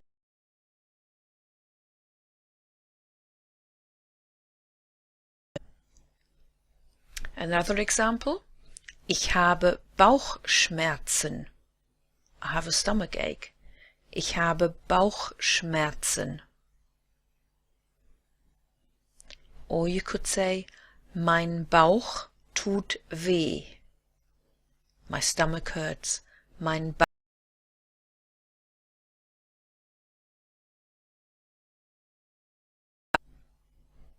Ich habe Halsschmerzen. I have a sore throat. Ich habe Halsschmerzen. Or you could say, mein Hals tut weh. My throat hurts. Mein Hals tut weh.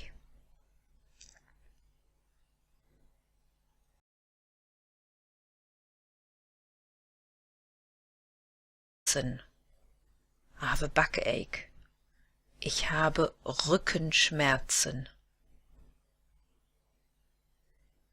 Or you can say, mein Rücken tut weh. My back hurts. Mein Rücken tut weh. Ich habe Zahnschmerzen. I have a toothache. Ich habe Zahnschmerzen. Mein Zahn tut weh. My tooth hurts. Mein Zahn tut weh.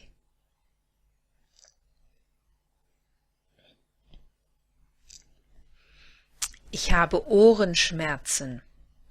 I have an earache. Ich habe Ohrenschmerzen. Or you can say, mein Ohr tut weh. Mein Ohr tut weh.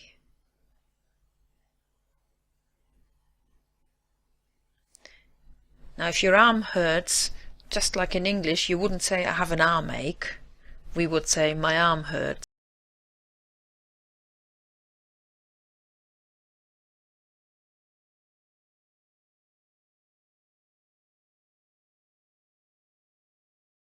Both arms hurt, then you will need the plural version, and that would be meine Arme, because that's my arms, tun weh. So it's not tut weh anymore, it's tun weh, and that's what you would need for anything in plural. Meine Arme tun weh. Mein Knie tut weh, if it's just a one. Mein Knie tut weh, or meine Knie tun weh, if both of them hurt. Meine Knie, or sometimes people say Knie as well, tun weh. And the last example, mein Auge tut weh, my eye hurts, mein Auge tut weh. And if both of them hurt, meine Augen tun weh. Meine Augen tun weh. If you find the tut weh sentences easier, you can use them instead of ich habe whatever Schmerzen. It's entirely your choice whether you want to say ich habe Kopfschmerzen or you want to say mein Kopf tut weh. Now ideally, of course, you don't want to say any of them, but if you have to, at least now you are prepared. So today's task: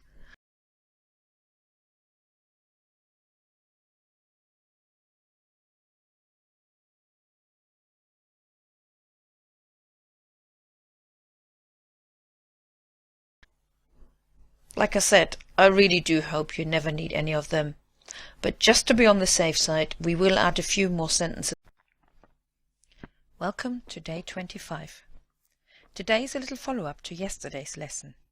Most times you don't need to see a doctor, and a visit to the chemist is enough. I hope you remember the word die Apotheke for the chemist. One basic sentence is hopefully all you need. I need is ich brauche. And then you need the word for against, which is gegen.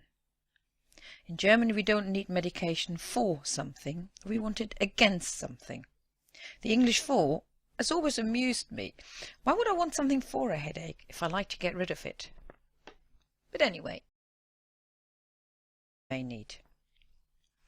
Ich brauche etwas gegen Kopfschmerzen. I need something for a headache. So you've got the phrase, ich brauche etwas gegen, and then you just add the word Kopfschmerzen. Ich brauche etwas gegen Kopfschmerzen. And I let you say it.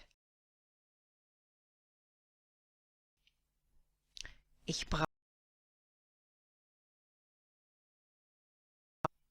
brauche etwas gegen Grippe. And I let you say it.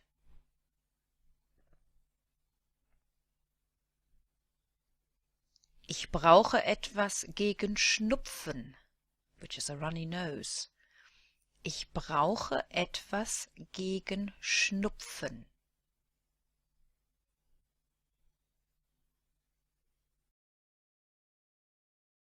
Etwas gegen Heuschnupfen, which is hay fever. Ich brauche etwas gegen Heuschnupfen.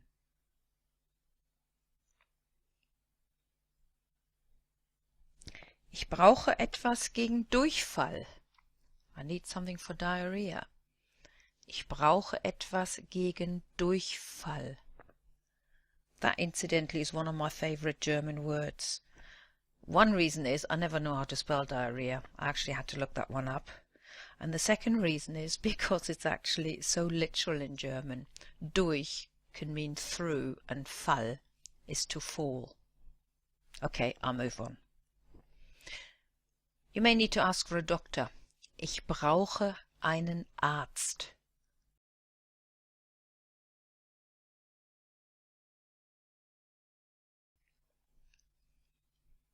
Ich brauche einen Zahnarzt. Ich brauche einen Zahnarzt, if you need a dentist.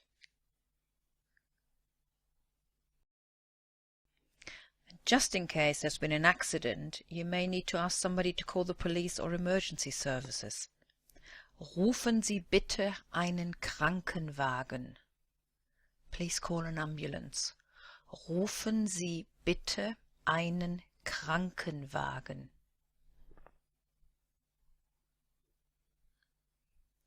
Rufen Sie bitte die Polizei. Please call the police. Rufen Sie bitte die Polizei. If you can't remember the whole sentences, and I guess in an emergency everything you've learned has probably disappeared, the key words Polizei and Krankenwagen will do. And actually, even those Germans who don't speak English will probably know what police or ambulance mean anyway.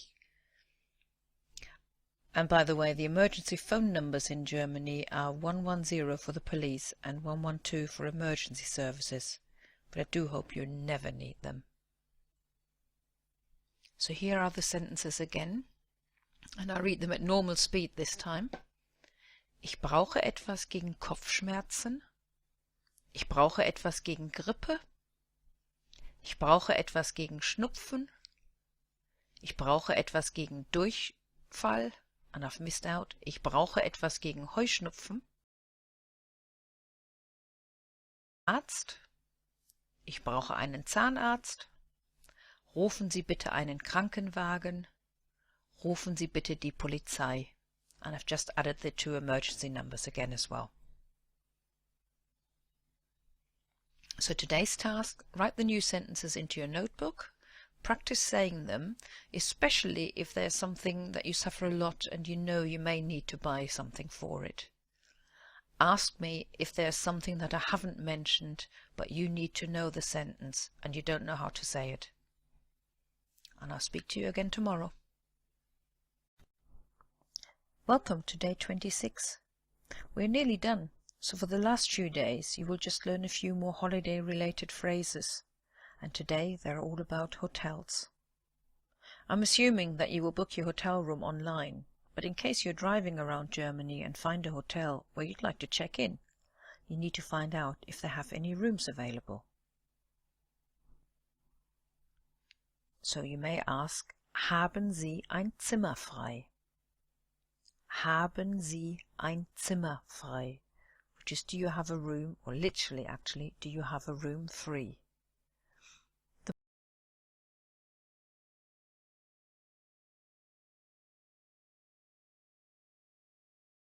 appropriate number. So haben Sie 2 Zimmer frei? Haben Sie 4 Zimmer frei? Whichever ones you want. You may want to add straight away for how many nights. Haben Sie ein Zimmer für eine Nacht? Haben Sie ein Zimmer für eine Nacht? That would be for one night. If you want it for more than one night, haben Sie ein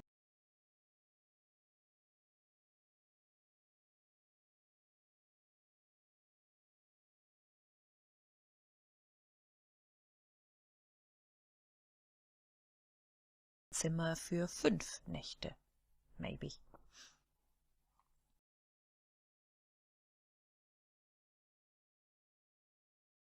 You may as well add that to your sentence as well.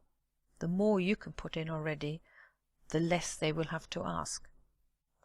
Haben Sie ein Einzelzimmer für 3 Nächte? So do you have a single room for 3 nights? Haben Sie ein Einzelzimmer für 3 Nächte? Haben Sie ein Doppelzimmer für 3 Nächte? Or, as I've written down here, haben Sie ein Doppelzimmer für eine Nacht? Maybe you just want a double room for one night. So you can swap and change them around now. Einzelzimmer, Doppelzimmer, ein Zimmer, 2 Zimmer, 3 Zimmer, eine Nacht, 2 Nächte, 3 Nächte, whichever.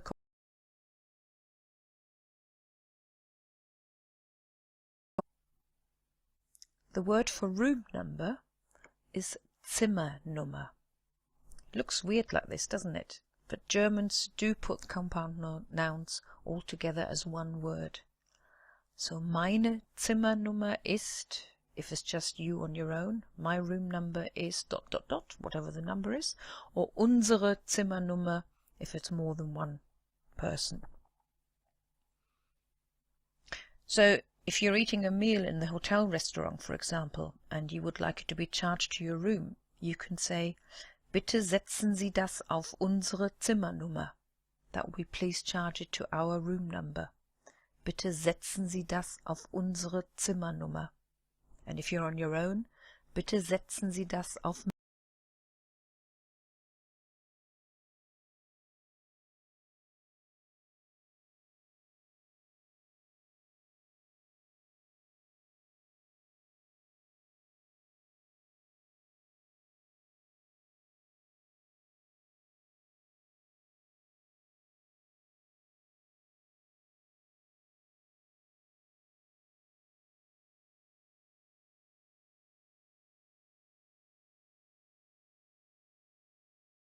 saying wir möchten, and if you're saying I, we're saying ich möchte.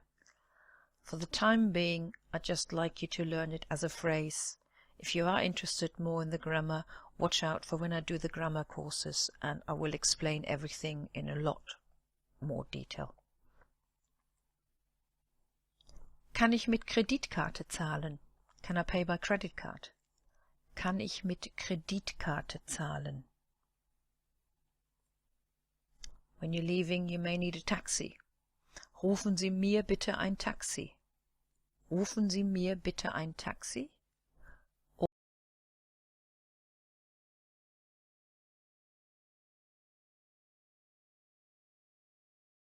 Ein Taxi. And the last phrase for today, which is actually very useful in lots of situations, not just in the hotel. Können Sie mir helfen? Can you help me? Können Sie mir helfen? So to recap all the phrases again. Haben Sie ein Zimmer frei? Or you add the amount of nights. Haben Sie ein Zimmer für eine Nacht? Or für whatever, Nächte? Haben Sie ein Einzelzimmer? Or haben Sie ein Doppelzimmer für eine Nacht?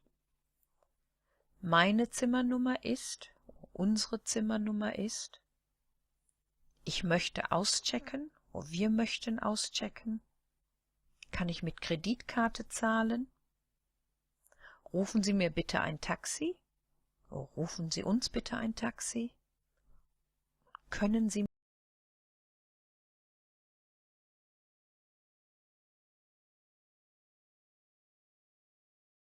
practice saying them. Welcome to day 27. Today we will be in a restaurant to eat a lovely meal. Oh, no, only in our imagination. But just think of how wonderful it will be when you're in Germany for real. So here are some phrases you may need in the restaurant. Ein Tisch für 2 Personen. Table for 2. Ein Tisch für 2 Personen, bitte. You could even put the bitte there. Ein Tisch für eine Person, if you're just on your own. Ein Tisch für eine Person. If you want the menu, you can say die Speisekarte bitte. Die Speisekarte bitte. If you're really brave and you want to say the whole sentence, like I'd like the menu please, you could say ich hätte gern die Speisekarte. But die Speisekarte bitte will do. Ich möchte bestellen. Ich möchte bestellen. I'd like to order.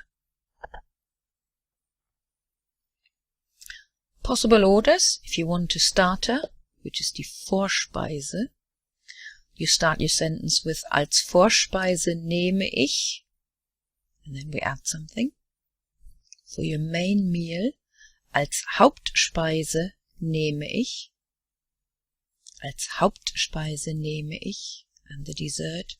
Als Nachspeise nehme ich. Als Nachspeise nehme ich. Now we do need a little bit of grammar again. Do you remember when we asked for something to drink? If you don't, check out day 13 again. Now the same applies to these sentences here, except that we don't want to say a. We want to say the. Like, oh, I'll take the fish, or I'll take the roast beef, or whatever it may be.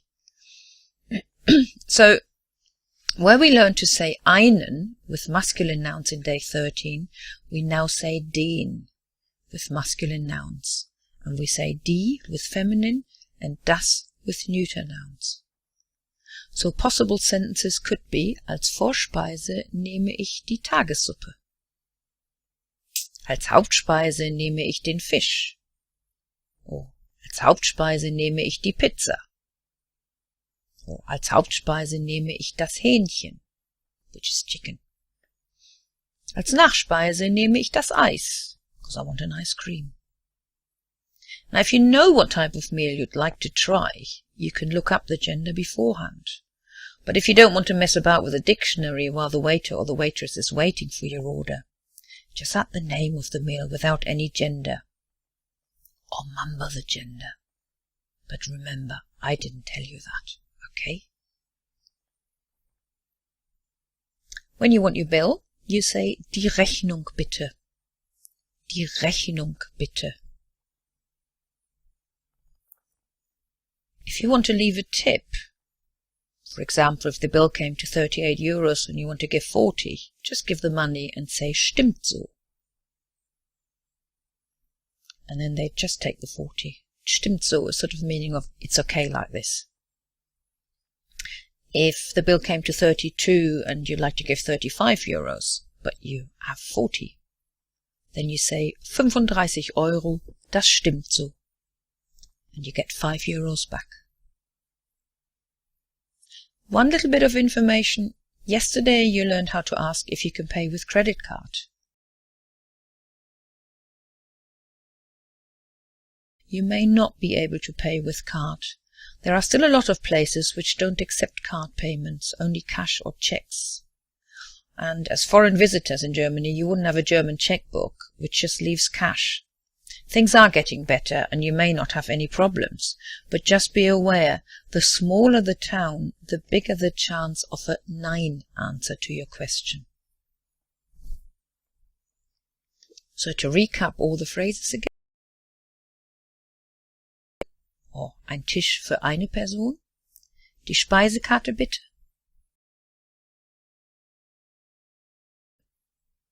Ich möchte bestellen.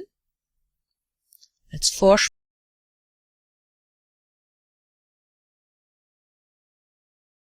of food you want to eat. Als Hauptspeise nehme ich. Als Nachspeise nehme ich. Und zu trinken möchte ich einen Kaffee, einen Wodka, or ein. Again, check day 13 if you can't remember the drinks. After the meal, die Rechnung bitte. A possible stimmt so, if you wanted to leave a tip. And bitte. Now, you may have noticed that Germans often use the word bitte when they don't actually mean please. And that's because bitte also means you're welcome, or there you are. So if you say danke or dankeschön when you thank somebody for either a service or for passing you something, they will say bitte or bitteschön. So today's task, write the new sentences into your notebook, practice saying them, and look forward to enjoying those lovely bits of food. And I'll speak to you. Welcome to day 28. You have almost completed the 30-day challenge. How exciting is that? When you started in day 1 with the greetings, you may have wondered why there were only greetings and no goodbyes. That's because I didn't want you to say goodbye on day 1. Nope, I wanted you to stay the whole course. But I let you have them today. Basically, there are 2 ways of saying goodbye. Auf Wiedersehen, and it's pronounced almost as if there wasn't an E at the end. Auf Wiedersehen, or Tschüss.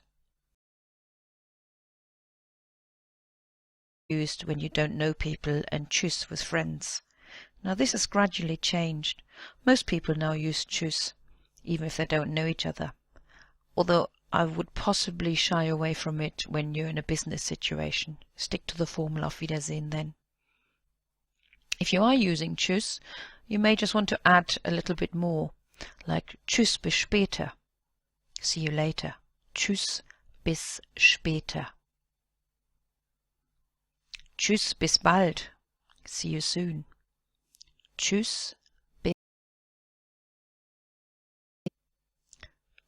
bis morgen. See you tomorrow. Tschüss bis morgen. Tschüss bis Mittwoch. See you Wednesday. If you've forgotten the days of the week, go and check day 8 again. Tschüss bis Mittwoch. Tschüss bis nächste Woche. Tschüss bis nächste Woche.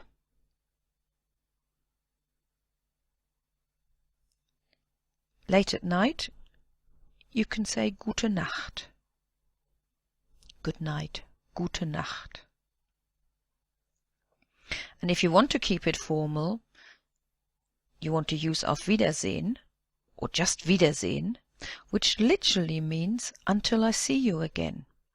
Therefore, if you need to say it on the phone, you don't say Auf Wiedersehen, you say Auf Wiederhören, which is literally until I hear you again. Auf Wiederhören. So today's task, phrases into your notebook, practice saying goodbye, and say goodbye to me. No, not yet. Tschüss bis.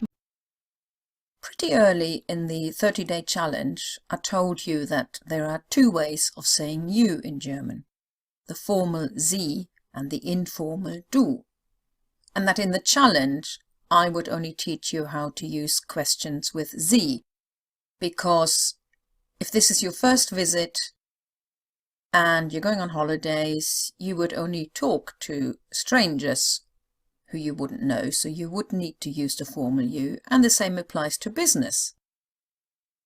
Since then, I found out that more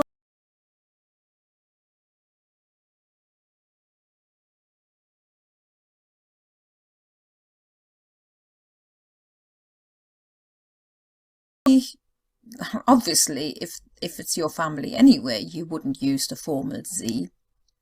But even if it's a new family, because a member of your family has married into a German family, you probably would still need the Sie to start off with. But then you would want to use the formal you. So rather than ruining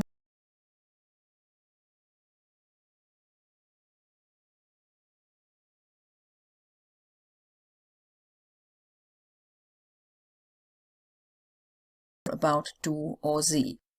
The next video is actually a video which shows you when to use du and when to use sie. And in the video afterwards, I've gone through the 30-day challenge and found all the questions that you have learned, which are all with a formal you, and I've then changed them to the informal you so that you know what the other alternative is. I'll see you in the next video. Meet Jane. Jane has to go to Germany for a business meeting. But she doesn't or sie when talking to people, and she doesn't want to offend anybody. Here are 5 tips that will tell her and you when to use sie or du. Number 1. You don't know them, but you want their business, so use the formal sie. Number 2. At a trade fair. And could become your new client or supplier, so use sie. Number 3. At a job interview. On that job in Germany, do not use your interviewer's first name and du. Treat them with respect and address them as Herr or Frau plus the surname and use sie. Number 4. Adults you don't know, especially people in authority like doctors, lawyers, teachers, police officers, but also shop assistants, hotel receptionists, waiters, basically any adult you don't know or you don't know well, unless they tell you to use first name and du. Number 5. You can use du when you talk to children, family members or animals, if you want to talk to them. But if you're only there for a short time, you most likely won't get the chance to talk to children, you won't have family members there, and you probably don't want to talk to animals either. Basically, if you're in Germany for only a short time, and if in doubt, use sie. It is far better to be formal, and for the German then to tell you to be less formal, if that's what they want, than to address the other person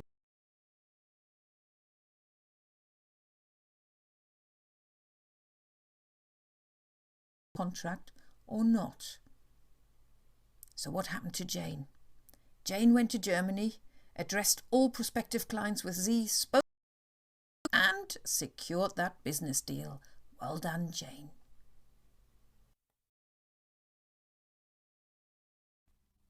So the biggest reminder again is, if in doubt, use sie.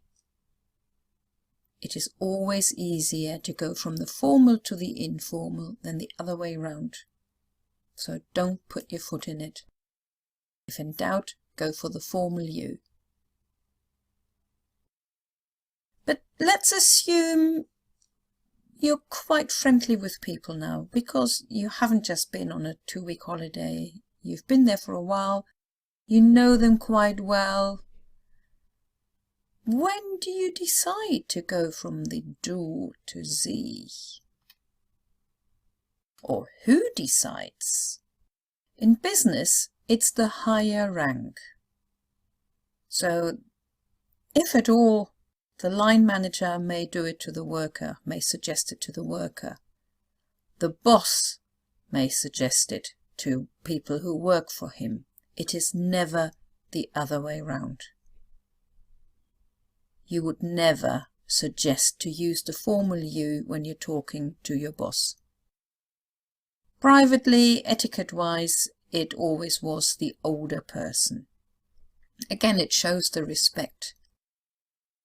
Having said all this, it is actually quite tricky in Germany, and I have to admit even I sometimes struggle because I'm so used to being informal and using first names in the UK that it is getting difficult for me as well. And this whole thing, the older person, yes, it works, it doesn't work.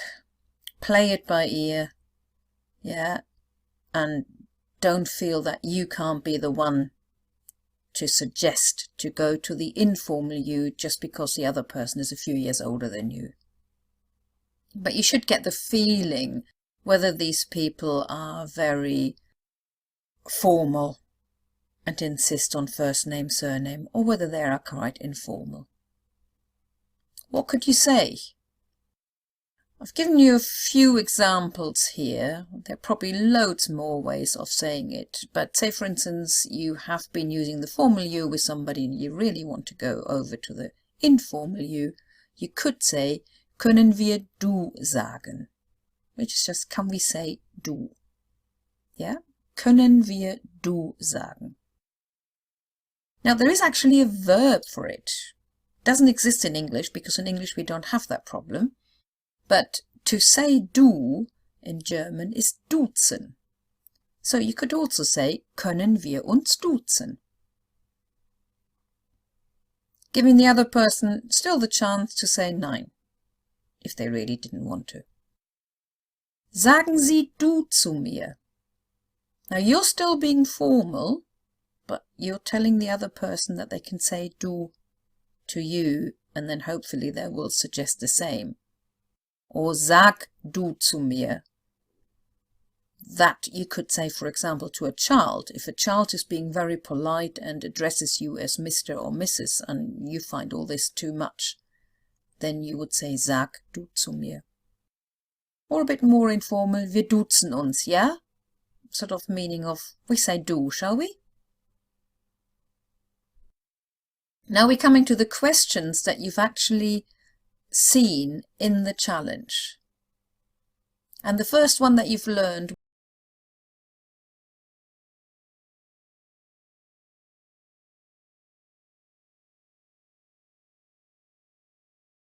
what's your name? What are you called? So if you're now asking a child, you wouldn't say, wie ist Ihr Name? You would say, wie ist dein Name? Still means what's your name. And instead of saying, wie heißen Sie, you would say, wie heißt du?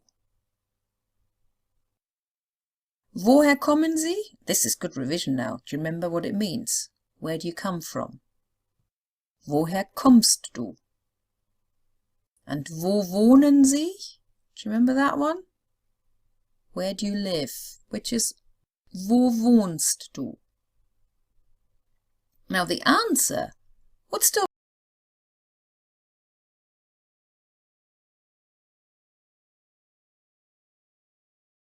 the formal you or the informal one. Slight difference with the name. If you remember, if somebody said to you, wie ist Ihr Name or wie heißen Sie, I suggested that you always reply with first name, surname. So if somebody said to me, wie heißen Sie, I would reply, ich heiße Angelika Davy. But if they said, wie heißt du, I probably wouldn't bother with my surname and just saying, ich heiße Angelika. Some more things we had. Sprechen Sie Englisch? Or sprechen Sie whichever other language you want to know. If you're asking a child that, sprichst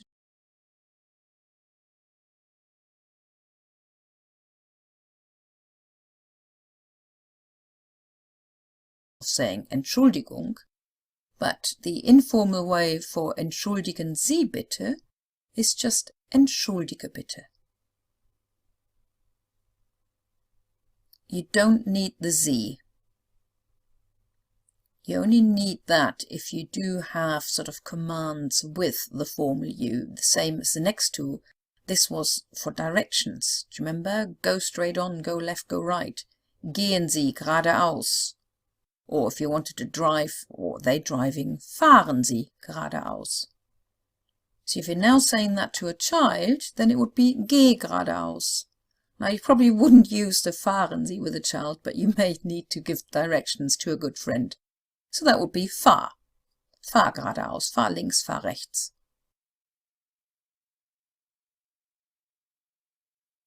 And then we had a few more phrases like rufen Sie bitte einen Krankenwagen or rufen Sie bitte die Polizei. Those were the two phrases we had. And they would just be ruf or rufe, you can use either, bitte einen Krankenwagen or ruf bitte die Polizei. So if you're asking somebody informally to call for somebody, it would just be ruf or rufe. Now, haben Sie ein Zimmer frei was one of the questions in the 30-day challenge. It is highly unlikely that you would ever need that in the informal you, because that question you're really asking in a hotel, and you wouldn't know those people unless you've been going there for donkey's years and you know them and you're on first name terms and you want to know, do you have a room free? But haben Sie, do you have, is quite a useful part of a phrase or a question, and that would be hast du. So that applies to any question. If you wanted to ask somebody, do you have,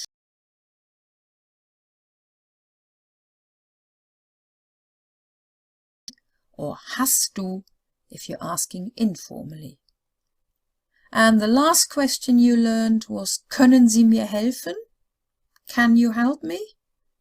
And that would be, kannst du mir helfen? So that now has given you a bit of an idea how to use the informal you, not the formal you, the informal you instead of the formal you.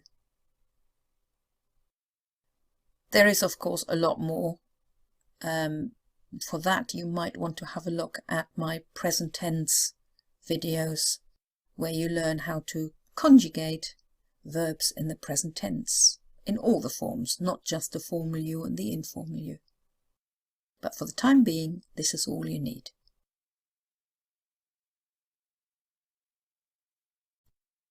Let's spend a few minutes looking at some swear words, Schimpfwörter. And before you get excited or annoyed, things like the F word or any other real big swear words, I will not teach you. If you really need to know them, look them up in the dictionary. No, there are two words I wanted to show you because the meaning is not quite as it is in English. And the first one is Scheiße. Now, if you look that up in the dictionary, you find the translation is shit. There, I said it. I hope not to say it again. But Scheiße is actually not quite so bad. If I want to compare it, if I, in an English school as a teacher, said shit in front of the pupils, and another adult heard it or somebody complained, I would be in big trouble. And quite rightly, because it's not the word to say. But in German, it's more common. It's not quite as bad as the English word. And you hear teachers saying it, you hear politicians saying it, you hear everybody using it. So be aware of that. It doesn't mean you have to say it. If you don't want to, that's fine. But if you do,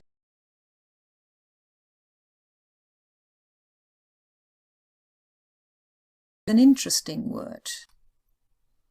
Der shitstorm. Angela Merkel has said it. More than once. First time she said it, English newspapers were up in arms. German politician is using a huge vulgar swear word. How could she? Problem is, in German, a shitstorm, and that actually is as well, der. It means it's a storm of outrage. Whereas in English, it's a situation marked by violent controversy. And most Germans don't even realize that in English this word is quite vulgar. So again, if you do hear it, different. Problem is, as it's an English word, it's difficult to distinguish. And as we're talking about being polite, now this is a little bit not so much for if you're going to Germany, it's more when Germans come to England or an English-speaking country, or possibly even other countries. I can't really speak for that. It would be interesting to know. But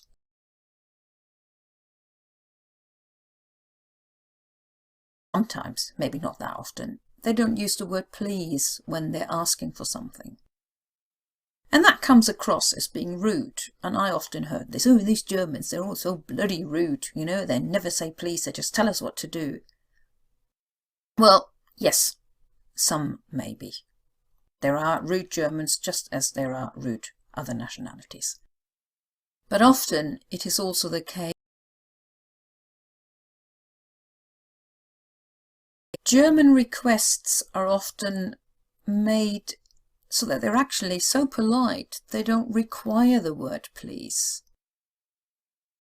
Otherwise you've got a bit too much in there. It would be something like as if I said, please could I have a cup of coffee please?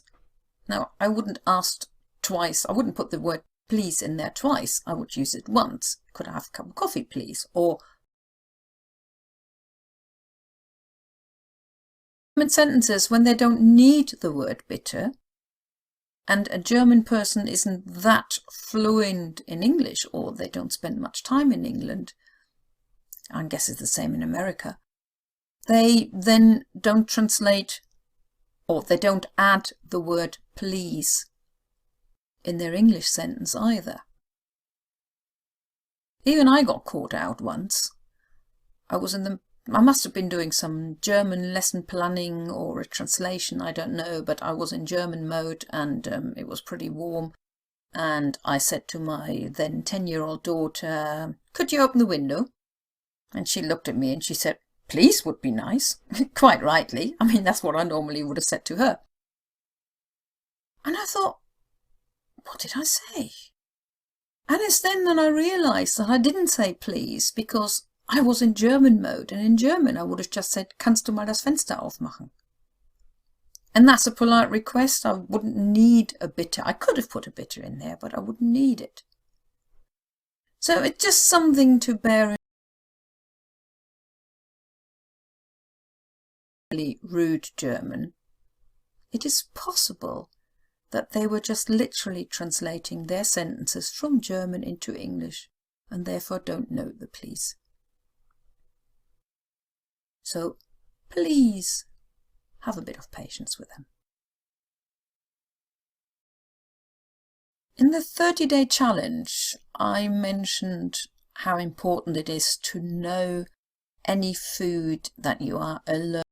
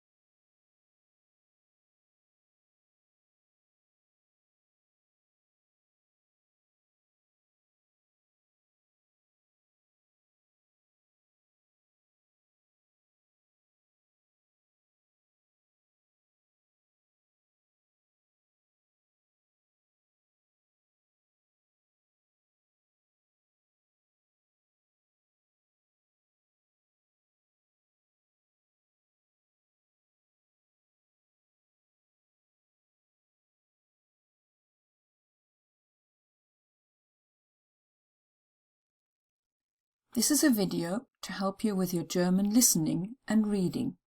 Episode 1 at the dentist.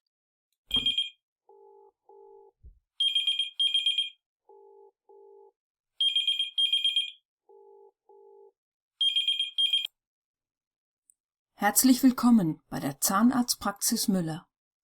Im Moment können wir Ihren Anruf nicht persönlich entgegennehmen. Wenn Sie uns jedoch nach dem Signalton Ihren Namen und Ihre Telefonnummer hinterlassen, werden wir uns so schnell wie möglich bei Ihnen melden. Vielen Dank.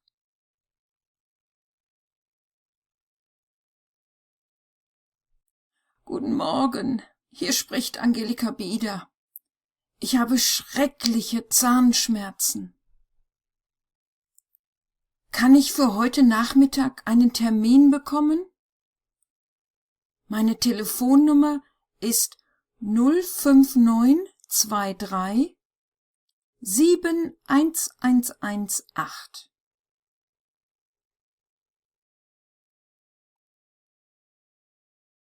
Guten Tag, hier spricht Angelika Bieder. Telefonnummer 05923 707 625.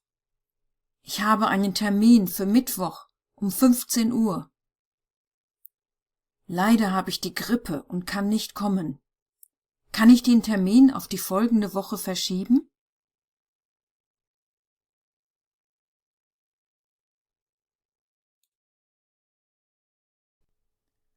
This is a video to help you with your German listening and reading. Episode 2, Phoning a Hotel.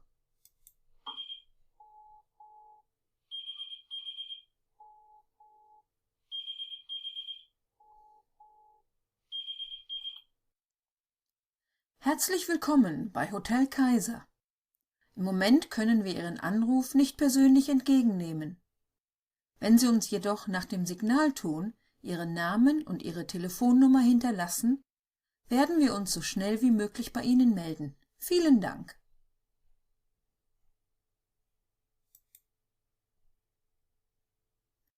Guten Morgen, hier spricht Angelika Bieder. Ich möchte ein Doppelzimmer reservieren. Ich brauche das Zimmer für 3 Nächte ab Montag. Haben Sie ein Zimmer frei? Meine Telefonnummer ist 07977 337 422.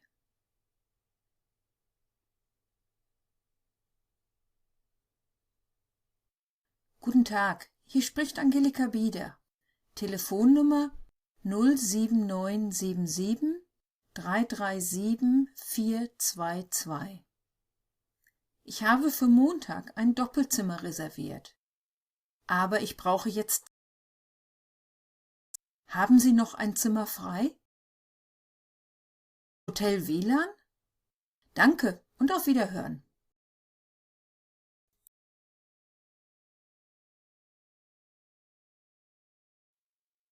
This is a video to help you with your German listening and reading. Episode 3, Phoning a Friend.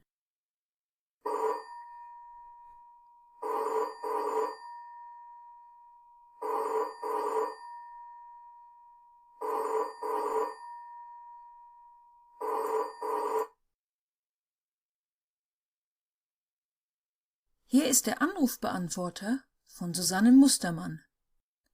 Momentan bin ich nicht zu Hause. Bitte hinterlassen Sie eine Nachricht, dann werde ich Sie zurückrufen. Vielen Dank. Hallo Susanne, hier ist Angelika. Ich habe morgen Nachmittag frei. Um 15 Uhr im Café Krause zu treffen? Ich lade dich zum Kaffee ein.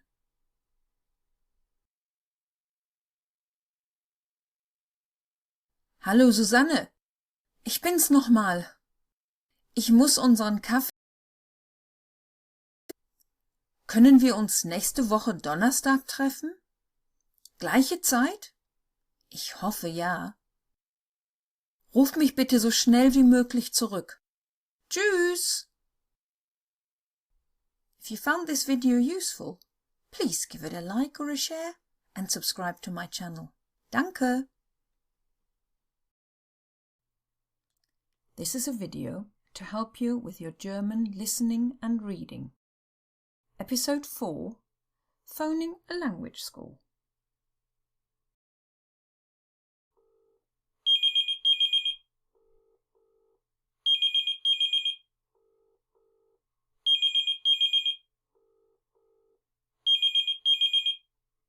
Herzlich willkommen bei der Sprachschule Learn Deutsch.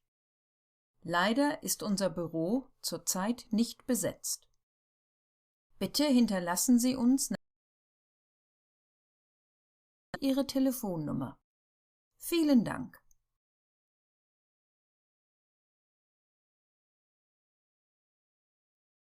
Hier ist Jane Doe.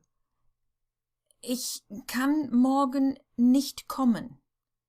Ich muss zum Zahnarzt. Tut mir leid.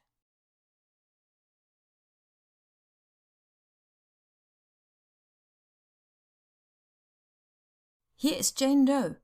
Ich kann leider morgen nicht zum Deutschunterricht kommen. Ich habe ein Bewerbungsgespräch.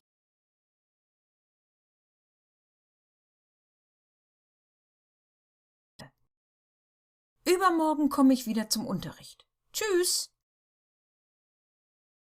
If you found this video useful, please give it a like or a share and subscribe to my channel. Danke! This is a video to help you with your German listening and reading. Episode 5, Phoning a Restaurant.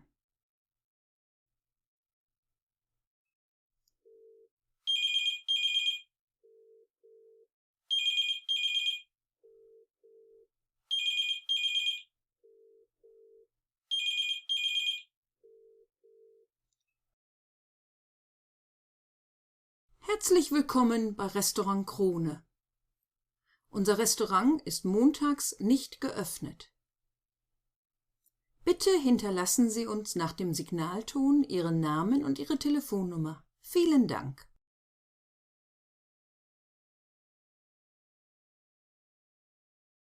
Hallo, hier ist Erika Mustermann. Ich habe für Dienstag, den 12. Februar, einen Tisch für 2 Personen. Kann ich das ändern? Ich möchte einen Tisch für 4 Personen reservieren.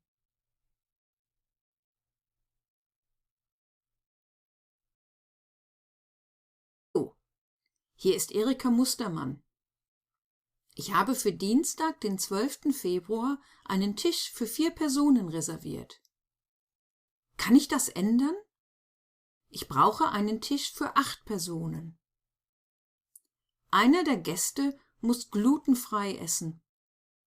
Ein anderer Gast ist Veganer und außerdem laktoseintolerant. Ich hoffe, dass Sie vegane und auch gluten- und laktosefreie Gerichte haben. Wenn es Probleme gibt, rufen Sie mich bitte zurück. If you found this video useful, please give it a like or a share and subscribe to my channel. Danke!